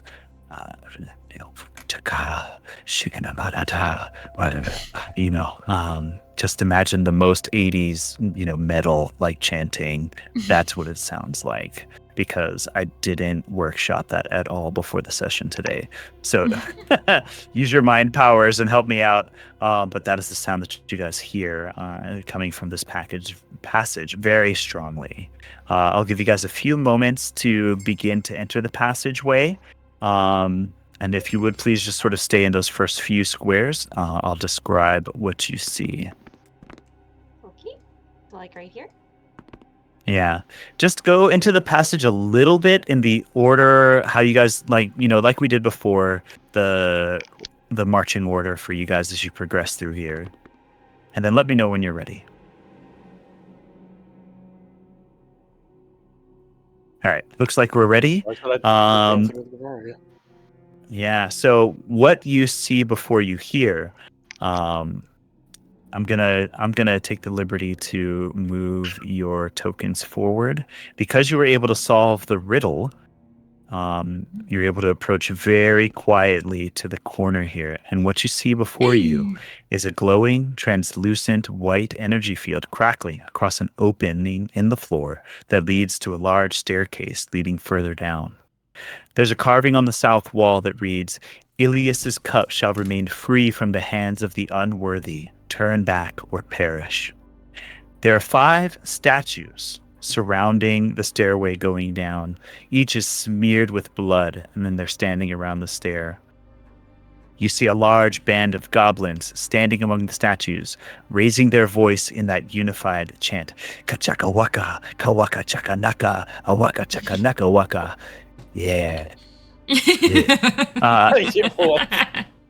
There's a big robed goblin covered in dressed in furs and over 7 feet tall down here to the south that's leading the chanting. 7 feet You see a tall. young 7 feet tall. You see a young woman with soot-stained hands and a bruised face tied to the southernmost statue. She lets out a shriek of pain as the goblins chant, tendrils of white energy moving from her chest to the energy field blocking the stairway below. This woman can only be Violet, the kidnapped daughter of the blacksmith. Now, we have an important decision to make as a group. We can end the session now because we have been playing for quite a while, and pick it up at the beginning of our next session. Or we can agree to go a little bit long. I know it's getting late for our East Coasters. And see if we can free Violet from the evil clutches of this goblin ritual. Over to you. All right, I got thumbs up from all of our party members. All right, so you guys, because you solved the riddle, the goblins are surprised. That means that they can't take triggered actions or free triggered actions. And if I recall correctly, there's a couple other things that I have to look up. But I'll look it up once they're all surprised after you guys win initiative. So now can I use my aura ability to give 10 stamina? You could do that as the first thing on your turn, buddy. So for the audience, if you guys are doing by the book this module, this is the last encounter where your players will be able to fully use all the abilities on the pre-gen character sheet. So it says here there's not a lot of new general rules to introduce, so just use all the new dope stuff that your heroes can do. If the heroes caught their enemies surprised, which you did, add, hey, look at that. You snuck up on the goblin, so they're surprised. A surprised creature can't take triggered or free triggered actions, and ability power rolls against them gain an edge. So everything you guys do is going to have an edge. At the first sound of Nice. combat, your enemies will no longer be surprised. After the first round of combat, they won't be surprised. So use this temporary advantage wisely. And with that, I was gonna ask about pulling them towards us, but that sounds like we should charge in, swords swinging. I feel like Gravara should just like That's what I'm thinking. Yeah. bowling ball this whole left line into one another. Yeah. Yep, that's exactly it. And don't forget, you should start this. Well, I don't know if do you guys get heroic resource at the start of your turn? Yes. Yeah. Okay, that's an everybody thing. So we should all start with 4 or 5 heroic resource. So burn those big abilities with an edge. Good God. Go Nova. Yep. full Nova, my friends. Let's draw steel. Heroes, Shame it's if your we got turn to do first. that twice. I'm just saying, Chris. So, it's the beginning of the first round. Our heroes have snuck up to the corner. The goblins are still unaware of your presence. Who is going to be bold and act first? I'm honestly ready to charge right in. Do it. Yep. If we're Gravara, about why don't this you one, I want to illuminate move. these goblins? Hell yeah. Illuminate. I'm kind of running this piece over here. 1, 2, 3, 4, 5, 6. Like coming in that. Yeah, that looks a lot like you're coming in like a wrecking ball. Don't forget to hit your swords to start your turn. Oh yes, you're right. Let me get my additional ferocity. Oh, You know what? It's fine. That's fine. That's fine. I still get my surge after a push. Okay. For this one, it only talks about like the knockback portion. So now I'm thinking like, does it make more sense to do the brutal slam or the knockback? Mechanically, would there be any advantage there? Disadvantage? Let me see. I mean, they're not going to be pushed any further, so it makes more sense to do brutal slam. Well, if you're pushing them into each other, though, they're taking damage when they get knocked into each other. So shoves, especially if you get to do multiples, like you're able to create a lot of damage by making them hit one another when they get shoved. Okay, so I think also- with that one, a knockback would make more sense then. Yeah. and I Well, get the sense also, that I mean, this is, dude, your like, brutal dangerous slam- terrain. So Yeah. maybe hitting them So in your the brutal head. slam, that could do 15 damage, which is way more than just a knockback would be able to do. Right. Right. Yeah, I don't really know the mechanics on your sheet, so yeah, that's on you. Yeah, no, that's fair. Because like brutal slam is like a push as opposed to the knockback, but at the same time, it's like they're all right next to each other, so brutal slam actually makes more sense. Oh, yeah. So rolling this with edge, Nice. tier 2, I'll take it. Ooh, do I just Yeah, do this so with range? if you, yeah, you do the full range, and that way it'll do the max damage. All right, so I'm gonna start the combat music now. So, as you guys, well, I did it on purpose, right? This is silent, right? I imagine Gravara sort of like doing this silent, like she just books it, like this silent wrecking ball coming around that column and just slamming into this goblin, blasting him into the goblin behind it and just doing tons of damage as she immediately swings her lamppost into the fray. As she does so, the channeler down here to the south, the 7-foot-tall goblin, bellows, "The cup of Ilias shall make the legions of Queen Barknut strong." And she resumes her chanting, and she points to the other goblins and says, "Handle it. I'll take care of the ritual." And that is when we will begin their. Okay, so actually, Gravara, that was some movement and a main action. You still have your maneuver, so now you can still do more knockback if you want. More knockback. That's actually a good point. More knockback. Yep, more knockback. Okay, push 3. Still push. But you still get 5 because of your growing ferocity. Nice. Did you Yes. select all the way down? Oh yeah. I did. Yes. All I right, did. very Oh, good. Dude, so you just boom and then just shoulder into that guy, killing him and the minion behind it. Feel free to pop your bubble wrap at this time.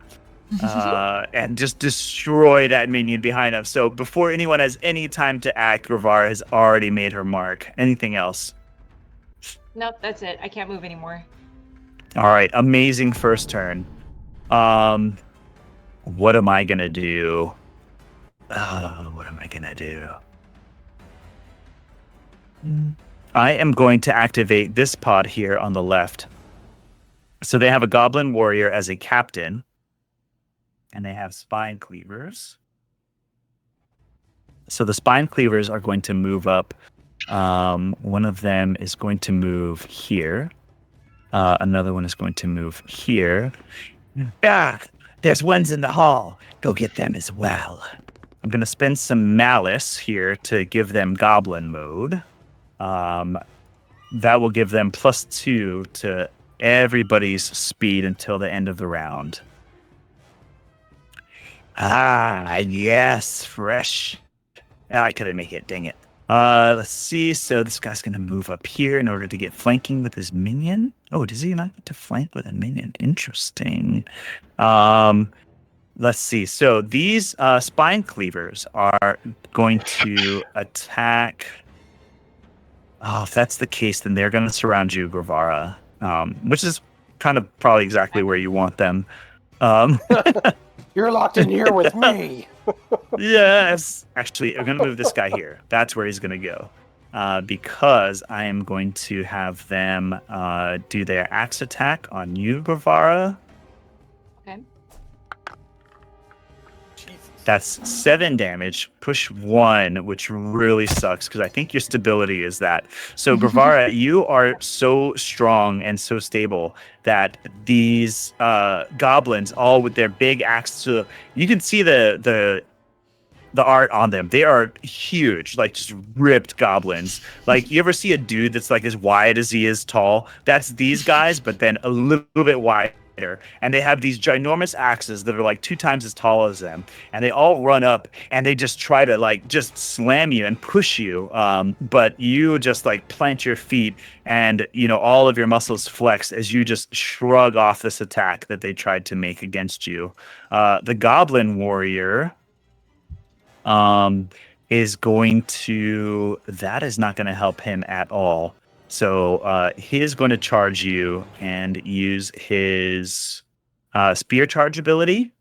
That will be 4 damage to you as he charges up against you. And then he is going to use the 8 attack maneuver so that whoever attacks you next will get an edge. That does it for that pod's turn. Back to our heroes. I'd like to go ahead and go unless somebody has something planned. That sounds like a no. All right, Yeah, it's probably better that Vic, you're seeing closer. Gravara get in there and draw the fun, is going to start to rush forward. I'm going to get right about here and use my maneuver to judge this guy, which is going to let me... What? Oh, okay, that was supposed to let me teleport towards him, so I should be standing right here. There we go. Okay. Still let me drag him. And then I'm going to burn my 5 wrath to show these people the face of justice. Yes. And hit this guy with hopefully every... God, I keep hitting the range button. It's the melee version. Okay, good, noob. Oh my god. Yeah, right? Yes, sanctified weapon, surprise. I'll take that edge. Oh, no. Yes. Double 8 gave me a dirty 20. Oh my god. I just That is psychicked terrible. everybody. I am going to throw Yes, I'm gonna. Well, no. So it already picked one for you. Yeah. Yeah. Okay. Yeah. I tried to shove him. But yeah, all those guys are now frightened. Oh, he's dead too. Sorry. Pop some bubble wrap. Yep. So yeah, I got, 4 guys around me that are frightened. They can't move any closer towards me. Oh, Yeah, I there it love is. that. Mm-hmm. Yeah, I thought you would. And I am going to put my judgment on that guy down there, the captain. Okay. And burn the last wrath, taunting him. Okay, very good. And that's my turn. Okay. Let's see. I'm gonna activate the channeler. Uh-oh. As it continues chanting, you see that, and then also once we wrap up, the cover art is of this battle, right? So you see it as it continues to chant and draw that energy out of Violet. It takes another hand and it points it at Grovara and Vic, and like pulls, makes like a pulling motion towards both of you, and you feel this energy sort of behind you, and like your upper torsos just like start getting pulled toward it. I'm gonna use its shadow drag ability. This is the signature ability. Target these two. All right, I need big numbers because you guys are hard to move. Oof. Okay. Dang it. I think both of you guys are too stable. So you do take 7 damage, but you are not pulled toward the channeler. And actually, she should not be treating this like an enemy, but that's okay. And so she tries to pull you guys, but you both, once again, just steady yourselves. You steady yourselves on the ground and are not pulled at all by this ability. She is going to move up to... Oh my gosh, where's she's going to move up to? She's going to move up to here. And then that will be it for her turn. Oh, I need to get rid of Violet out of this combat. Okay, that does it for her. Go ahead. I could what go. is the channel actually doing to Violet? You can see that as the channeler continues to chant, one of her hands is out and is drawing the life force from Violet. You can see this continuous. I tried to make an effect that reflects it here, but it's this continuous stream of like life energy flowing out of her and into the force field. If you would like to make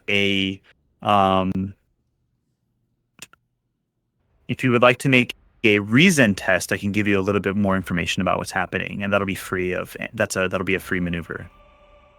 Okay, and that's obviously I can add magic as a skill for that because he's doing a magic. Yep, attack. absolutely. Yeah. All right. Mm-hmm.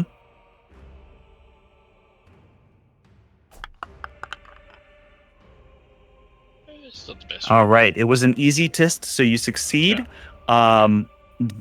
If Violet dies from this ritual, her life force will break this force field and allow the goblins access to deeper parts of the tomb. Can we cut her down or something? Is she like... She's like tied up, correct? Yes, she is tied to the statue. She's very low. You could easily get down there and cut her free. We could also kill the person doing the ritual too, if that's... Yeah. But it seems like this force field is like a problem for them too, so hitting them into it is an issue. It seems like the leader wanted to pull you guys into it. Well, I could go next if you guys don't know. I just don't know if I want to go after the girl and like cut her down, or if I should go after the big dude. I can mark. I mean, if you can cut her down in a turn, I would do it. But if you can't, if it's going to take you more than one turn to do that, I'd focus on getting rid of the bad guys. Yeah. As the point, because they can't take free. Go ahead, Justin. Yeah, and I will say that as a point, since they can't take free triggered actions, nobody is going to be able to do attacks of opportunity against that's you what I guys was this thinking. round. I can get there easy. It's just then I can't at least you stopped attack the ritual. anything. Yeah, I just don't know if it would stop the ritual, or not. Just cutting her down if that's enough. Oh yeah. What, Justin? You said there was like bloody spots on these other statues. Like that. Yeah, makes me the think other people statues have been appear to have, sacrificed like- there already. Yeah, maybe. Okay. I mean, I could get to her. I'd go for it. Okay, I do it then. At the end of the day, Ooh. saving her is why we came here. So Yeah, if you can that's do why it. I was like, I feel like that's the most important thing. I'll shift so that they don't. Well, it doesn't matter. They can't do anything. So It doesn't matter. I Yeah. just don't play. Yeah, they can't do anything. Okay, and then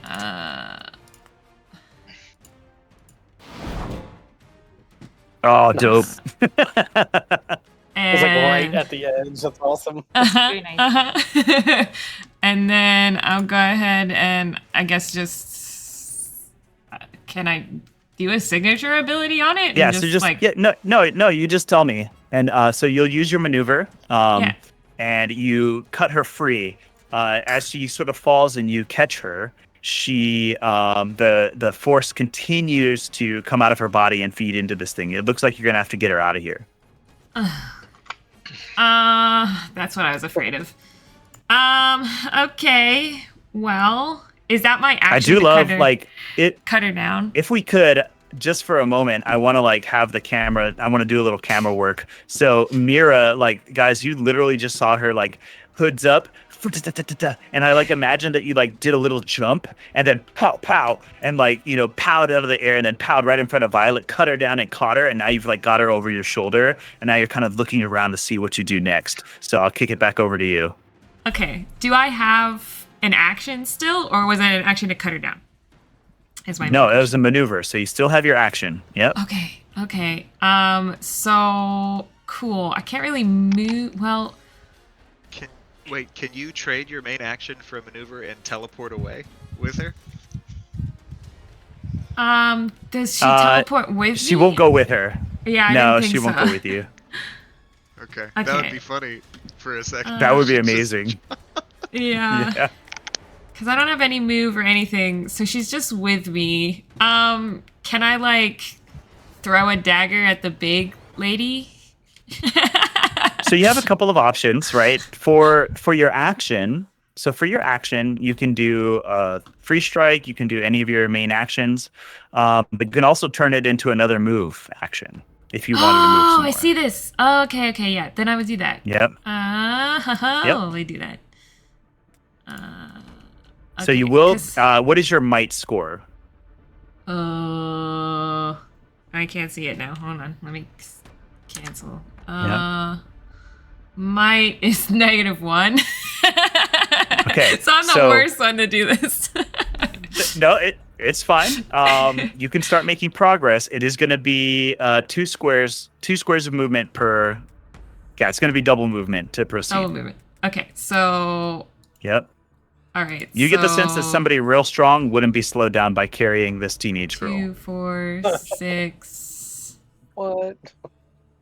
I think I can make it what here two spots. I have 7 usually, so Yeah, so you can make it 3 squares. okay, 3 squares. So I get behind here Mm-hmm.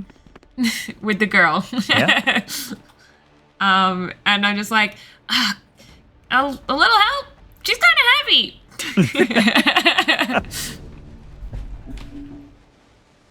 Alrighty, that takes it to my turn.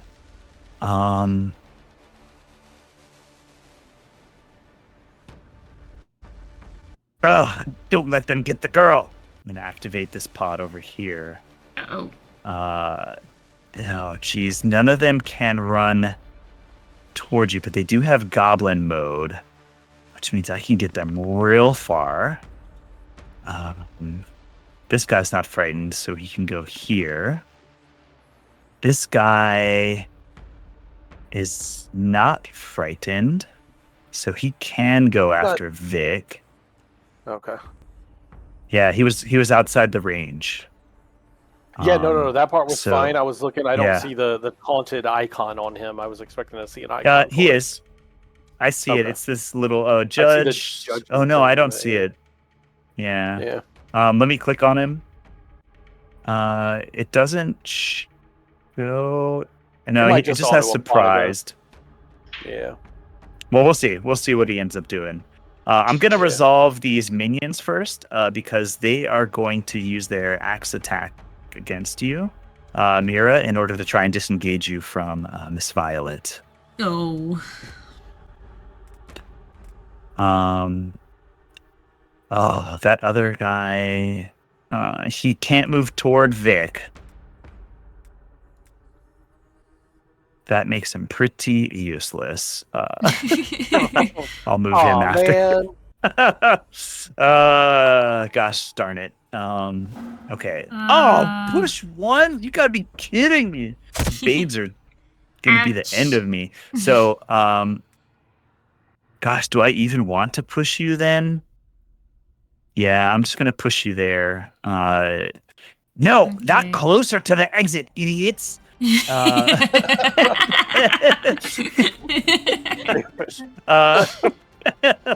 This guy is gonna use his Oh my God. spear charge ability and charge at you, Vic. Hey, gotcha. Spear charge. Bury the point is gonna be useless because of your might score.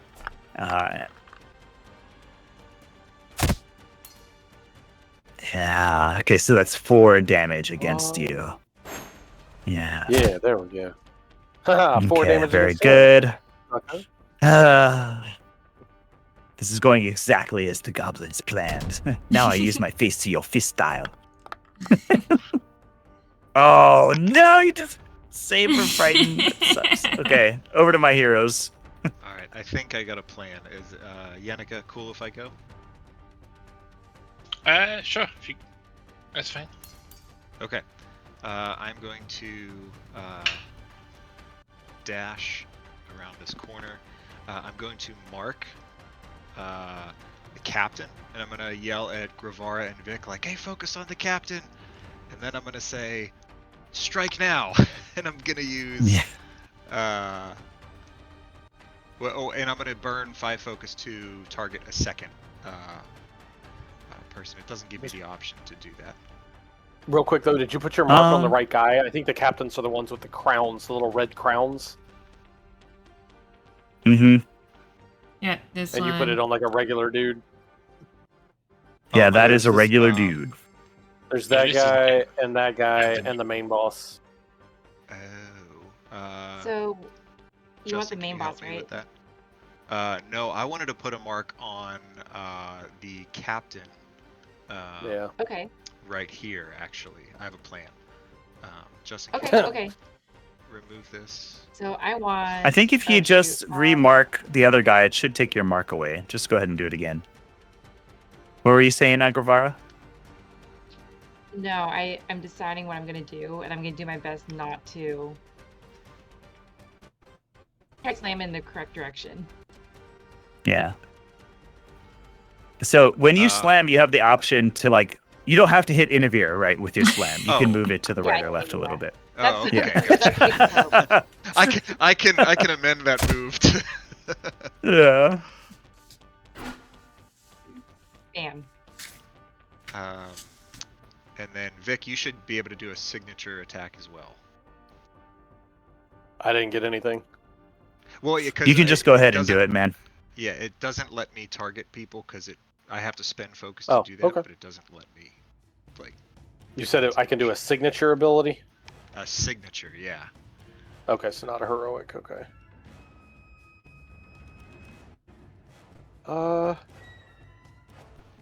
In that case, I will, your allies cannot save you.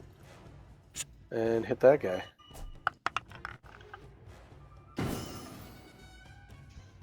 How the heck? I have flanking, sanctified weapon, frightened, and surprised, and I got a tier 2. What the?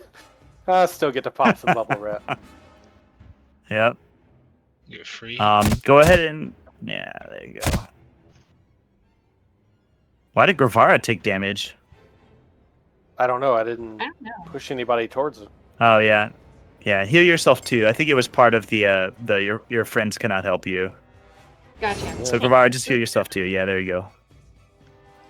Your allies cannot save you. Yeah, each enemy. Yeah, Yeah. okay, so that's what it is. It's registering enemies even when you're not. Yeah. Yeah. Each enemy adjacent to target's pushed away up to a number of squares. Yeah. So. Okay. Okay. Amazing. I'm going to use my Um, last 2 movement to go here, position for maybe some flanking. I thought Gravara was going to kill this captain for sure. That was my plan. I It's was- okay. I was- Best laid plans. That's That's right. it for me. Yenika's about to have you do your plan again. So.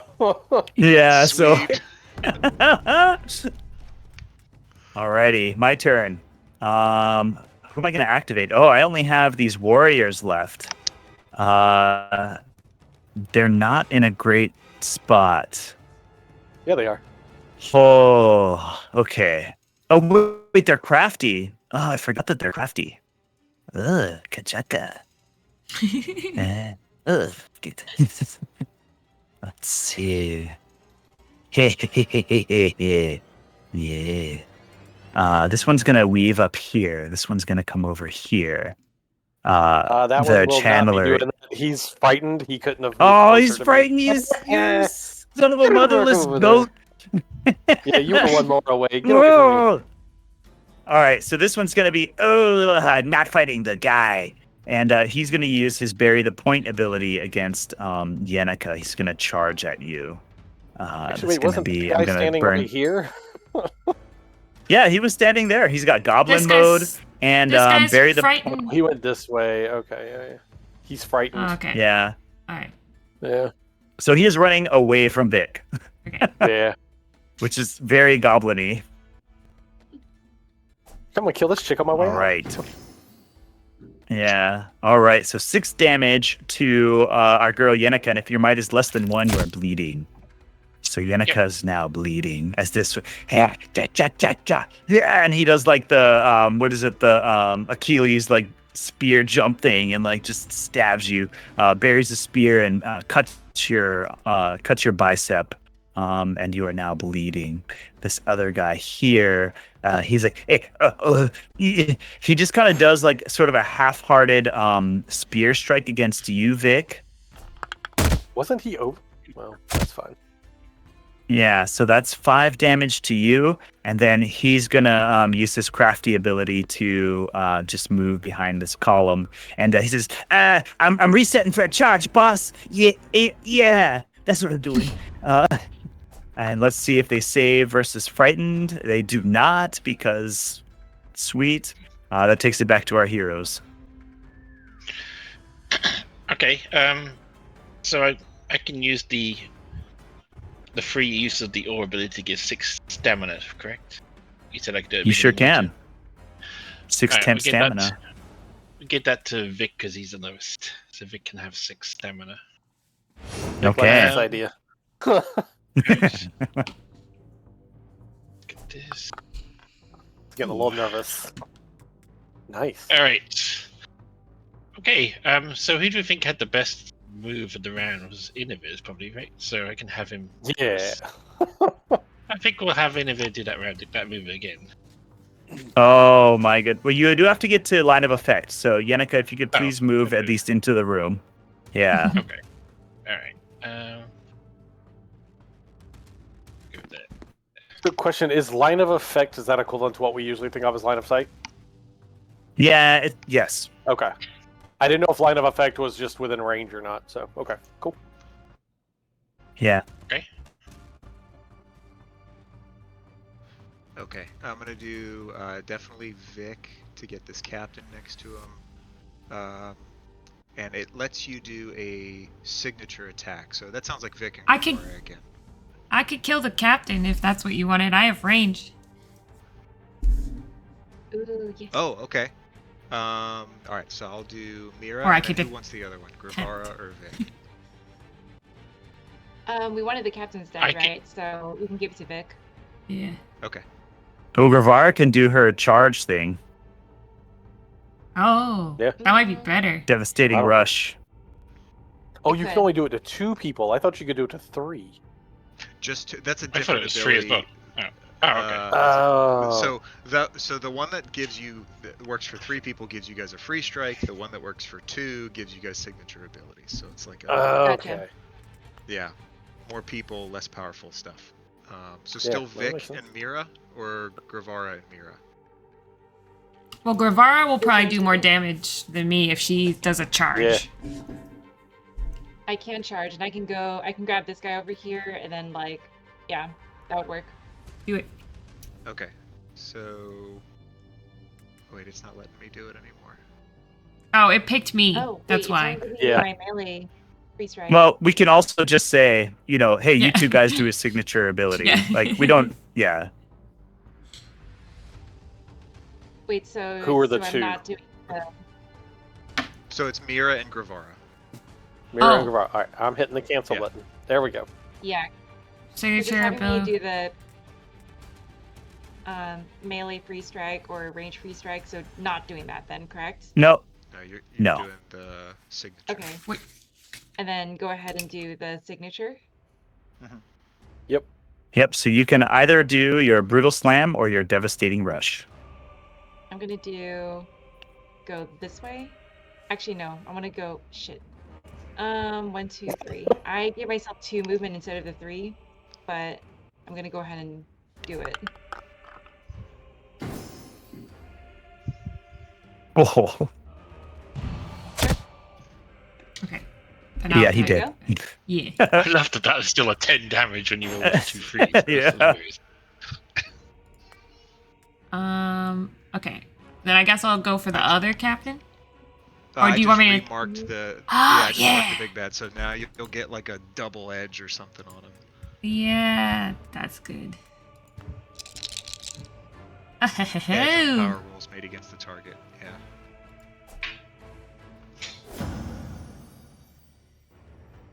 Cool. Can I shift? With the girl? You Would can. it You'll be take Violet. Yeah. 1. What was your shift total? Up to 3? Yeah, so you Yeah. can shift 1. Okay, I shift 1. I pull her with me. Slowly but surely.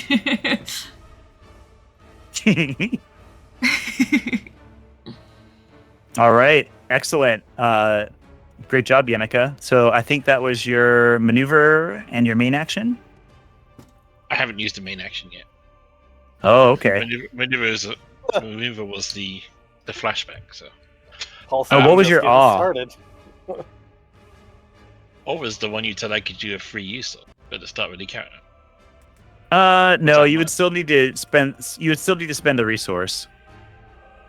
Oh, okay.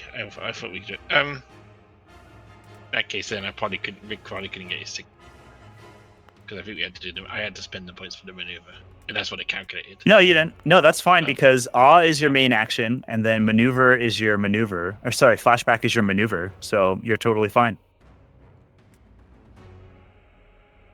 Oh, okay. I didn't know I had. Oh, I did have 8 clarity. Okay. So Yeah. All right then. All right. So I did. I forgot I had 8. I thought I had. So. Okay, cool. I'll just fix that then. There you go. So all I have left is 1 movement then. So I guess I will just. I'll just go there next to the pillar. Not really advantage, but we'll do that. And that'll be the end of me. Okay. Hey, Who do Jess. I have Oh. left? Yes, sir. Real quick, because I have so many things that I have to sort through for this. But since Mira did damage to the marked target, I'm gonna spend a shift, like a heroic resource, and she can shift 2. So I Oh, thought she okay. could maybe use that to get out of the door farther. Oh, yeah. She can totally Okay. shift 1 more square and drag Violet with her. I'm gonna do that. Yeah, there you go.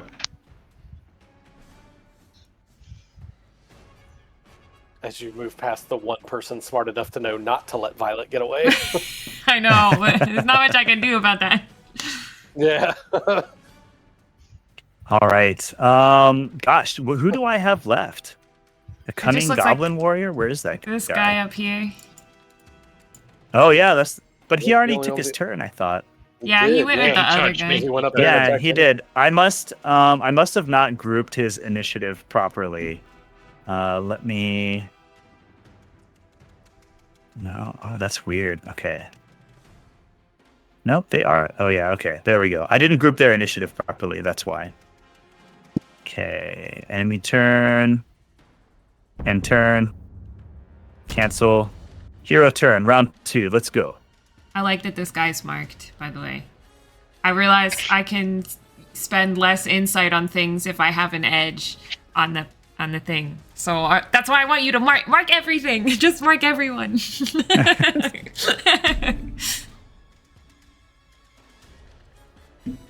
Alrighty, heroes. Who's going? Gravara, how many guys are you going to take out this turn? Well, okay, so thinking about this, I kind of don't like where I am right now because, like, I have to go around a lot of friends to get to the enemies. So I Go around don't the enemy. mind. Huh? Well, Go I around guess the just other way. this guy right in front of me. That's true. I'm gonna go, I think I'm just gonna go ahead and move. I'll go to take it. So ferocious. If I were to go here, that's not proccing opportunity. That's right. You can I even would go one more do- south. Yeah, if you're trying to get to Oh, that right. boss. Yes. Okay, I'm gonna do that, and then I'm going to do blood for blood. Hey, hang on real quick, Okay. Justin. Yeah, you spotted it. Okay. Violet Huh. was given her advantage. I was like, hang on. Mm-hmm. Oh. Okay, that's hilarious. Girl But I said, am try to gonna, sacrifice me, will you? She looks helpful. I'm sure she'd like to help. All right. And I get an edge on it because of the mark. That's Mark. beautiful. Nice. Sure. I'll take it. Tier 2. I'm gonna burn a focus and add 4 damage to that because it's a Oh. target of mine. Oh, nice. I saw it. Yeah. It's real good. Down. Not quite And- winded yet, though. And now that I know that that is a thing, I'm also going to use my knockback on this guy. Mm-hmm. 2 edge there. Roll that. Oh. Push 4. Jeez. And I'm going to send him... Oh, yes! Question, Through could the she wall. throw him into the statue to get extra damage since he's closer? Yes. It's just not Good. as string as a wall, so yeah. Yeah. Oh, I didn't even try to see if that would have No, I know. collided. Yeah. Okay. If you want to just do it again, yeah. I'll move it back up here. Let me check something real quick. I need to make sure that there's actually like a wall there or an object there for it to run into. Because I think that's probably why it didn't like trigger. Yeah, let's see. You know what? I will just. Oh, we tried to do this yesterday, remember? Like put in a wall after combat started and it didn't work. Yeah. But we'll try. Okay. Let's see. Invisible wall, see-through invisible wall. Okay, so I am just going to make a circle. Okay. All right. Yeah. See if it'll work now. Remember, you can just do knockback, and Yep. And then I rolled. just manually put in the same result you got last time. Yeah. Oh wait, hold on. There's It was an 11 action logs total. for these things. 11. Thank you. Yep. 11. Mm-hmm. Yeah. So actually, just make it 12 because it should be that push 4. You had a double edge. Yeah. There you go. And There you go. then There Yeah. it is. Now you can. There it is. Sweet. There we go. Oh Nice. yeah. So And then I have that additional was move. Oh, sorry. that was 7 damage. How much was that total push? It was Because of a your growing D4. ferocity. No, but you have growing ferocity, right? Didn't that make it push further? Yeah, so plus It's 2 squares, so a total of 4 plus 2 is 6. 6. Yeah. Yeah. So you this so like let's just put a camera on a rig in front of this channeler. You see Gravara come up and just shoulder into her, and you can just see like, oh, she's continuing to like try and chant, and she runs into this statue, and the statue just collapses behind her as you totally break the stone of this statue by dealing 6 damage to it.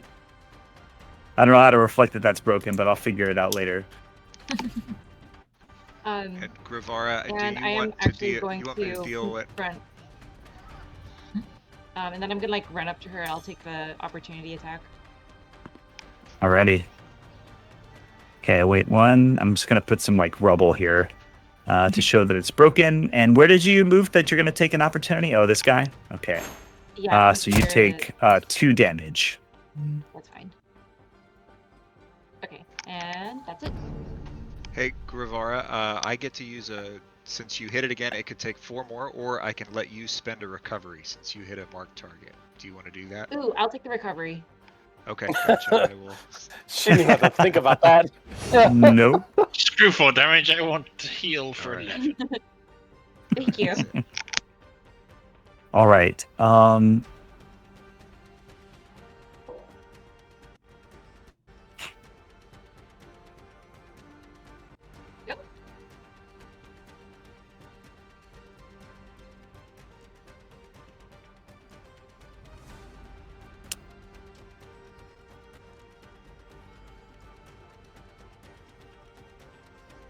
I am going to activate the channeler, which I did.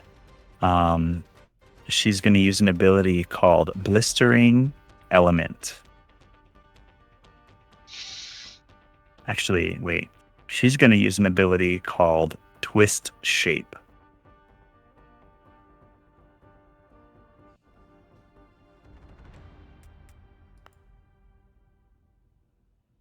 In order to try and stop Mira from continuing to escape with Violet.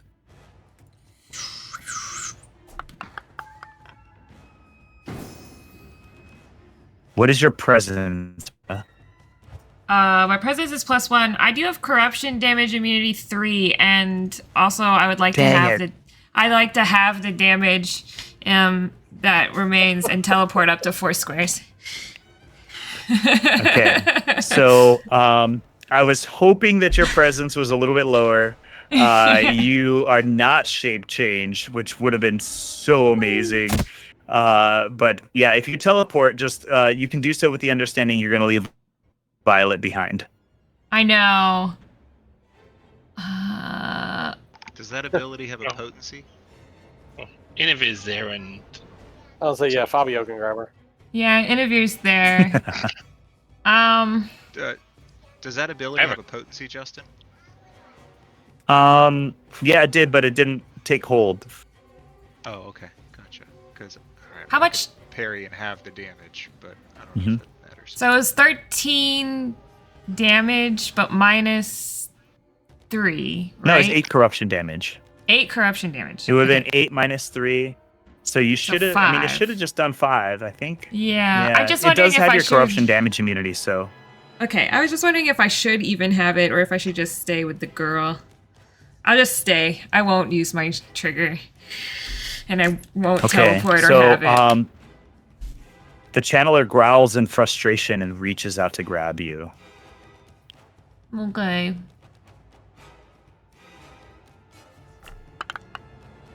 Come on, baby. Oh, and you are grabbed. You sure you want to do this, buddy? From this guy. Yeah. Yeah. Well, you know, she doesn't know any better, so she hey, you're mine. You're not going anywhere. And she like redoubles her chanting, you know, Kalima Shaktare, and and that is her maneuver. Kalima. She is gonna drag you and Violet back. Her movement is 5. Oh, actually, no, she should not do that because Gravara will mess her the F up if she does that. Would you focus fire on these idiots, you idiots? And that'll be it for her turn. Oh, back to our heroes. Justin, I have a Well, question. nobody's got anything. I could I'll have go an for it. answer. If I was to use my kinetic grip on Violet, as long as I don't make her hit a wall, does she take damage, or would she just slide? And No, move you towards you it? can just slide her. Just not dragging her hurting. along the ground like she's possessed. You see this Right. unconscious girl just. Just take I lift take, her up. take Violet, because It's I just a can get control move. out of this. Take Yeah. Violet, because I can just poof right out of this. It's not a big deal. Yeah. I mean, But you if I want someone poof- else to go first. I can move Violet, and so that's all I was gonna say. But I think get the girl out, because I can poof out of this, but if I poof out of it, then she still has Violet. So like I can't poof while here in this crazy goblin lady's hands. Does anybody else want to go before me, or should I just go? Have at me. Wait. All right, I'll take it. I can probably survive another turn. Ooh. Okay, and then in that case, I will use. Actually, first off, I'm gonna go over here, and I'm gonna do because my main action is actually I'll do it here. I'm gonna do a maneuver first. I'm actually gonna do knockback on this goblin. See if I can push him through the wall. I could potentially do some damage into the wall if I actually roll well. So I'll try that first. So Okay. knock back on him.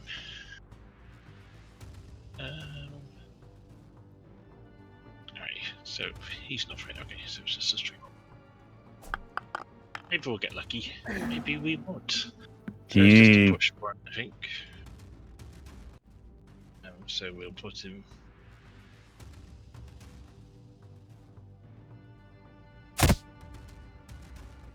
Alright, So you push it into the wall, it does 4 damage. It reaches down, picks its spear back up. Skinny girl. Now I'm gonna see if we can slide Violet. I hope so, because he shouldn't really be. I rolled a terrible night, but that's okay. It was a closer again. So I could just move her right next to me. Yep. Go. See, That's perfectly beautiful. safe.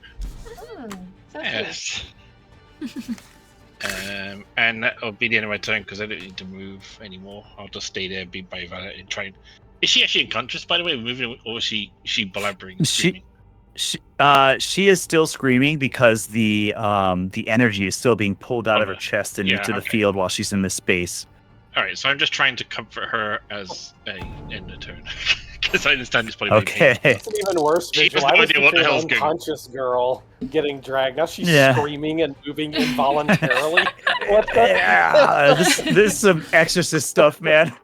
Yeah. Oh, come on. Hi. Yes. Hi. My turn. Hate shadows.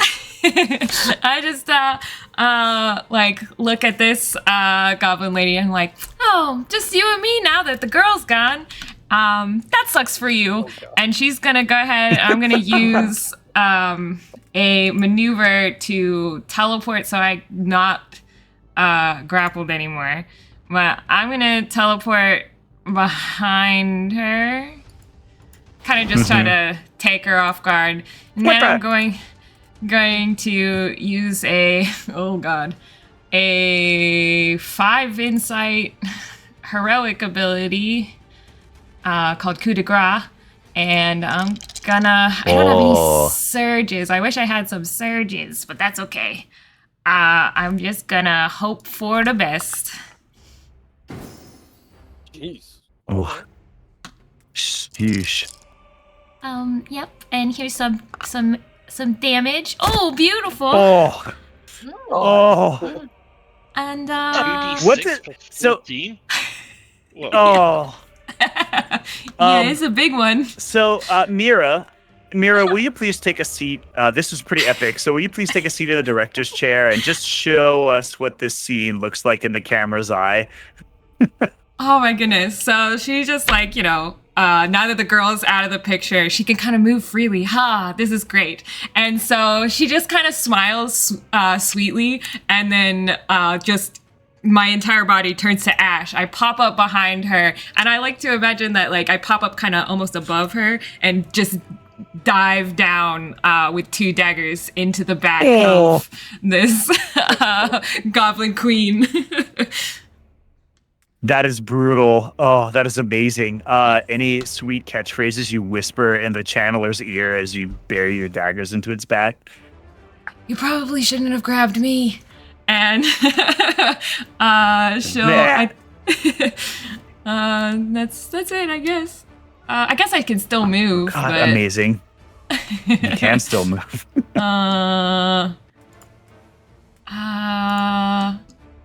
I get closer to my friend Grivara in case these other dudes come closer to me. And that'll be the end of my turn. So yeah, as you stab this channeler, you see her go down to one knee. She's like, you can see her like, holding one hand out to Violet, and then, just hatred seething in her eyes as she looks at you, and she yells at her minions once again to please do something about these meddling adventurers. Dang, that dude is still frightened. These meddling adventurers are really just doing a great job. That guy is frightened. They activate these goblins he can't come back here. into the room. I forgot about that. Yeah, he can't come back into the room. That guy can't do anything because Yenica is trying to move Violet out of the space, though. He's going to use his bury the point ability again. All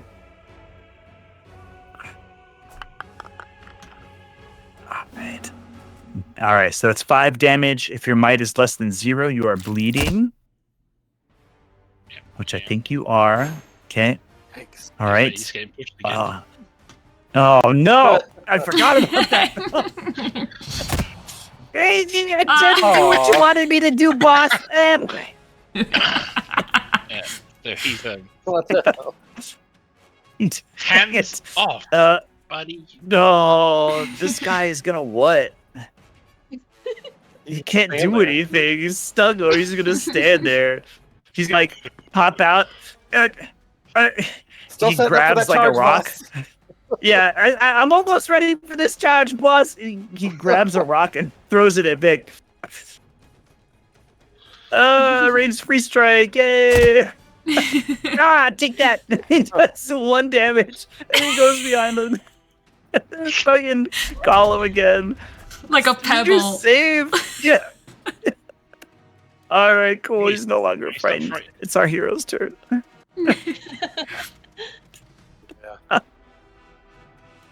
I'm gonna go ahead and give it a shot.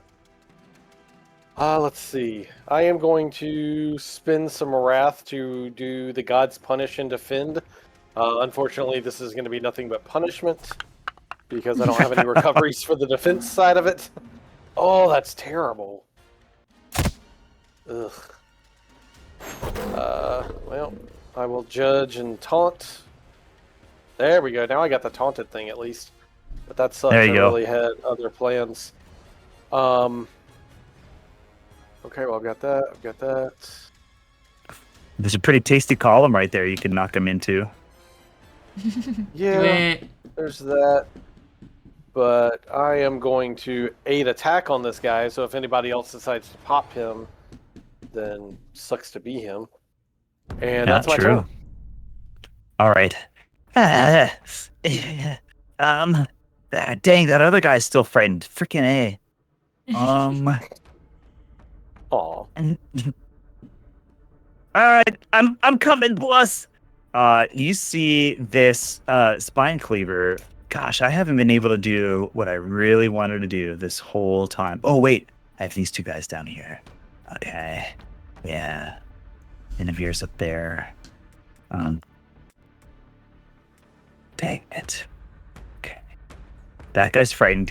He is going to run away from you, Vic, and into the portal. This minion here. What you see happen is lightning, as he hits the field, barks out and just runs into him. He is clearly more afraid of his boss than he is of any of you. He's going to take 3 damage,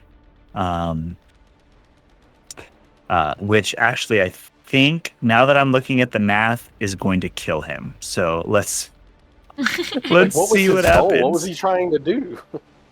Well, you don't know now because he died. Yeah, I just can't make sense of it. Like, I'm just gonna run into the force field for no reason.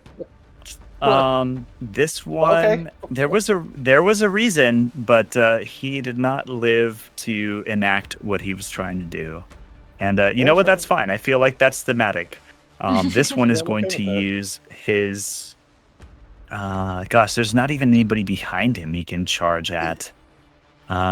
He's going to use his. He's going to use his spear charge ability That sounds like a against power you, roll. Vic. It is a power roll. Oh, wait, you do something I'll if you give him a power bane. rolls. Oh wait, it Oh, resolved before okay. I could do it. He should have had a bane on that. Oh, I'm sorry. Did he have a bane on it? What did he get? He got 16s. That's an 18. Okay, so in that case, no, I resolved it too fast. That's my fault. And I get to do 4 damage to him because he used his action and he's judged. Okay, that's fine. So he tries to spear you, and you can give yourself 1 health back because you would have had a tier 2 because of your bane. Alright. What just happened? Oh, and you teleported. Okay, I got to move so my as he judgment. does that, oh my god! So What's up, lady? this guy reaches out and stab you. What? How does your retribution like just kill that goblin as it kills itself? Oh, I mean, yeah, he goes to stab at me. You know, like he's got his right hand stabbing at me, and I go to like deflect with my left hand and just bring this big ass maul around with my right. So he just never sees the haymaker coming from the other side. Oh and just no! slams him into that pillar, and then I just transfer judgment, and all of a sudden, poof, over to the other side of the room. Poof. Okay, that's super dope. All that stuff that just happened. I am going to have these 2 guys run up here. They're going to use their axe attack against Inavir and Gravara. Okay. They got a push 1 and 2 damage, which I don't think pushes either of you. Yeah, it does not. Okay, so wow, this battle is going so badly for me. Hey, over to our heroes. Yeah, but your one guy's not frightened anymore, so you're fine. Yeah. I'm going to Get unsurrounded somehow. I think I can disengage because that's what, 2 squares. For you, I It's think it 2. is. It is. I'm going to Neat. move there. Or you could have gone to where Violet was, but yeah, I guess. I'm going to protective attack this one, and I should get like a double. Yeah, I should get a double edge on this. Yeah, you do. Nice. Nice. Oh. Bye. Hey, And then I get to so good. transfer Big skull. my mark to this one. Did everyone just hear my daughter? Yes. Yeah. Yay! I'm so glad that happened. Okay, so that was my. All right. And then I'm going to. I have a maneuver left. I'm gonna aid attack on this guy, Nice. and that's it. That's it for me. Okay. With the death of the channeler, the rest of the goblins, who, especially after seeing all of their boys just get shredded by you guys, are now allowed to be way more scared of you than they are of their boss, because their boss is unalived. They flee. They use their crafty ability so that you cannot opportunity attack them. and they just run and leave the tomb. That is the end of combat. As you guys successfully save Violet. Yay! Yay! So, let me Did delete killing these the guys bugs over stop that, here. like, energy transfer since they weren't doing Yes, the it chanting did. anymore? Okay, cool. I'm trying to delete it. There we go. Okay. Yeah, no, you're good. Yeah. So, guys, we're back. So the rest of the goblins dodge as you guys each, try to like swipe at them. They duck and weave and avoid all your attacks and just book it out of there as you guys take out their leader. Violet slumps onto the ground, unconscious, but otherwise not looking too bad. She's down a little bit of stamina due to the ritual. But I have something for you guys, and I have to let me read this again. I'm gonna say that because Mira put herself at the greatest sort of risk in order to free Violet, you receive the title Violet's Savior. And so this is your first title. This is an actual real mechanic that exists. It gives you real benefits. Okay. So this is one of the ways. So a lot of people might look at like building your hero and you might see that, well, there's not really a whole lot of abilities and things that you get as you level up. There are, and they're good. But by gaining titles, magical items, you can, sort of buff your character. And so now you can see that because you freed Violet and ended the ritual, you have an edge on tests made to influence people from Broadhurst. Ooh. That's cool. And actually, wait, it says cuts Violet free and escorts her, or that reduces Vorgosh to 0. So, Inavir, I will also give you the title Violet's Savior. Oh, sweet. Ah, buddy. Yep. So you guys, yeah. So you guys both gained your first title. I know that we've run pretty long for our session, so I would like to kind of pass it over to each of you in turn to say any closing thoughts. If you can imagine, sort of the end of a. We're at the end of the pilot, right, of our season of television that we're embarking. So we're panning the camera to each of our heroes to see what they would say or do, or if, any catchphrases that they would like to say as we move into the main part of the season. And then after that, I'll close our session and we can, search for treasure and things at the beginning of next session. So I'm going to go from the bottom to the top this time on my Discord screen, which means that we will pan our camera to Gravara. Ooh. So Gravara, having joined this team and found like a new sense of purpose, thinks to herself, this sure beats sitting around in a peaceful forest. Finally, some action. All right, Vic. Vic just looks at the group and says, I have not had that much fun since we busted up that operation in Asinto. Just referring to a city that he's been in and got into some shit. It's kind of like the Budapest joke with Hawkeye and Black Widow. And Scarlet, or not, yeah, Black Widow. Yeah. All right, Mira. I think she would be like, well, that was fun, but also, and she'll look at Gravara and be like, how come, and she'll start poking at the like lamplight glass, and she's like, how come this didn't shatter? How does this work? She's like looking at it like very confused, because you hit a lot of things with that. She's just enthralled with how this lamppost is still in one piece. How does Gravara respond? She looks at it as if noticing it for the first time and says, That's something I'm gonna have to ask the lamppost makers of that one town someday.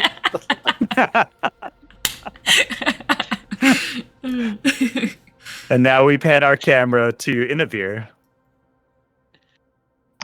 Probably just reflecting on the fight, just thinking, like going through it, like doing his after action report in his head, like, well, yeah, staying on your feet the whole time. It really makes a difference, doesn't it? feel like we got our legs under us after that one. Ah, nice.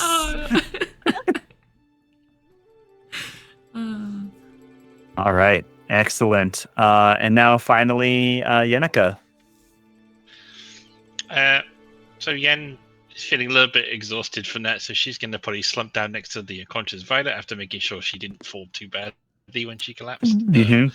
And she's just, she'll be using her recoveries to get her back to full health. But she's going to call up Mr. Button. She go, well, I'd like to see the Gilded Hand do that. And she's like, she's kind of proud of the efforts of the team. And then fade to black as she's talking to Mr. Button. All right.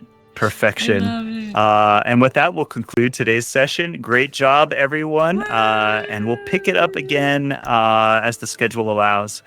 Thanks, everyone. I had a great time. Yay! Yeah, it's awesome. I've been looking forward to this. Yeah. Love this game. Great GMing is always just Yep. Yeah, Thank you, Great sir. fun. I do my best for you.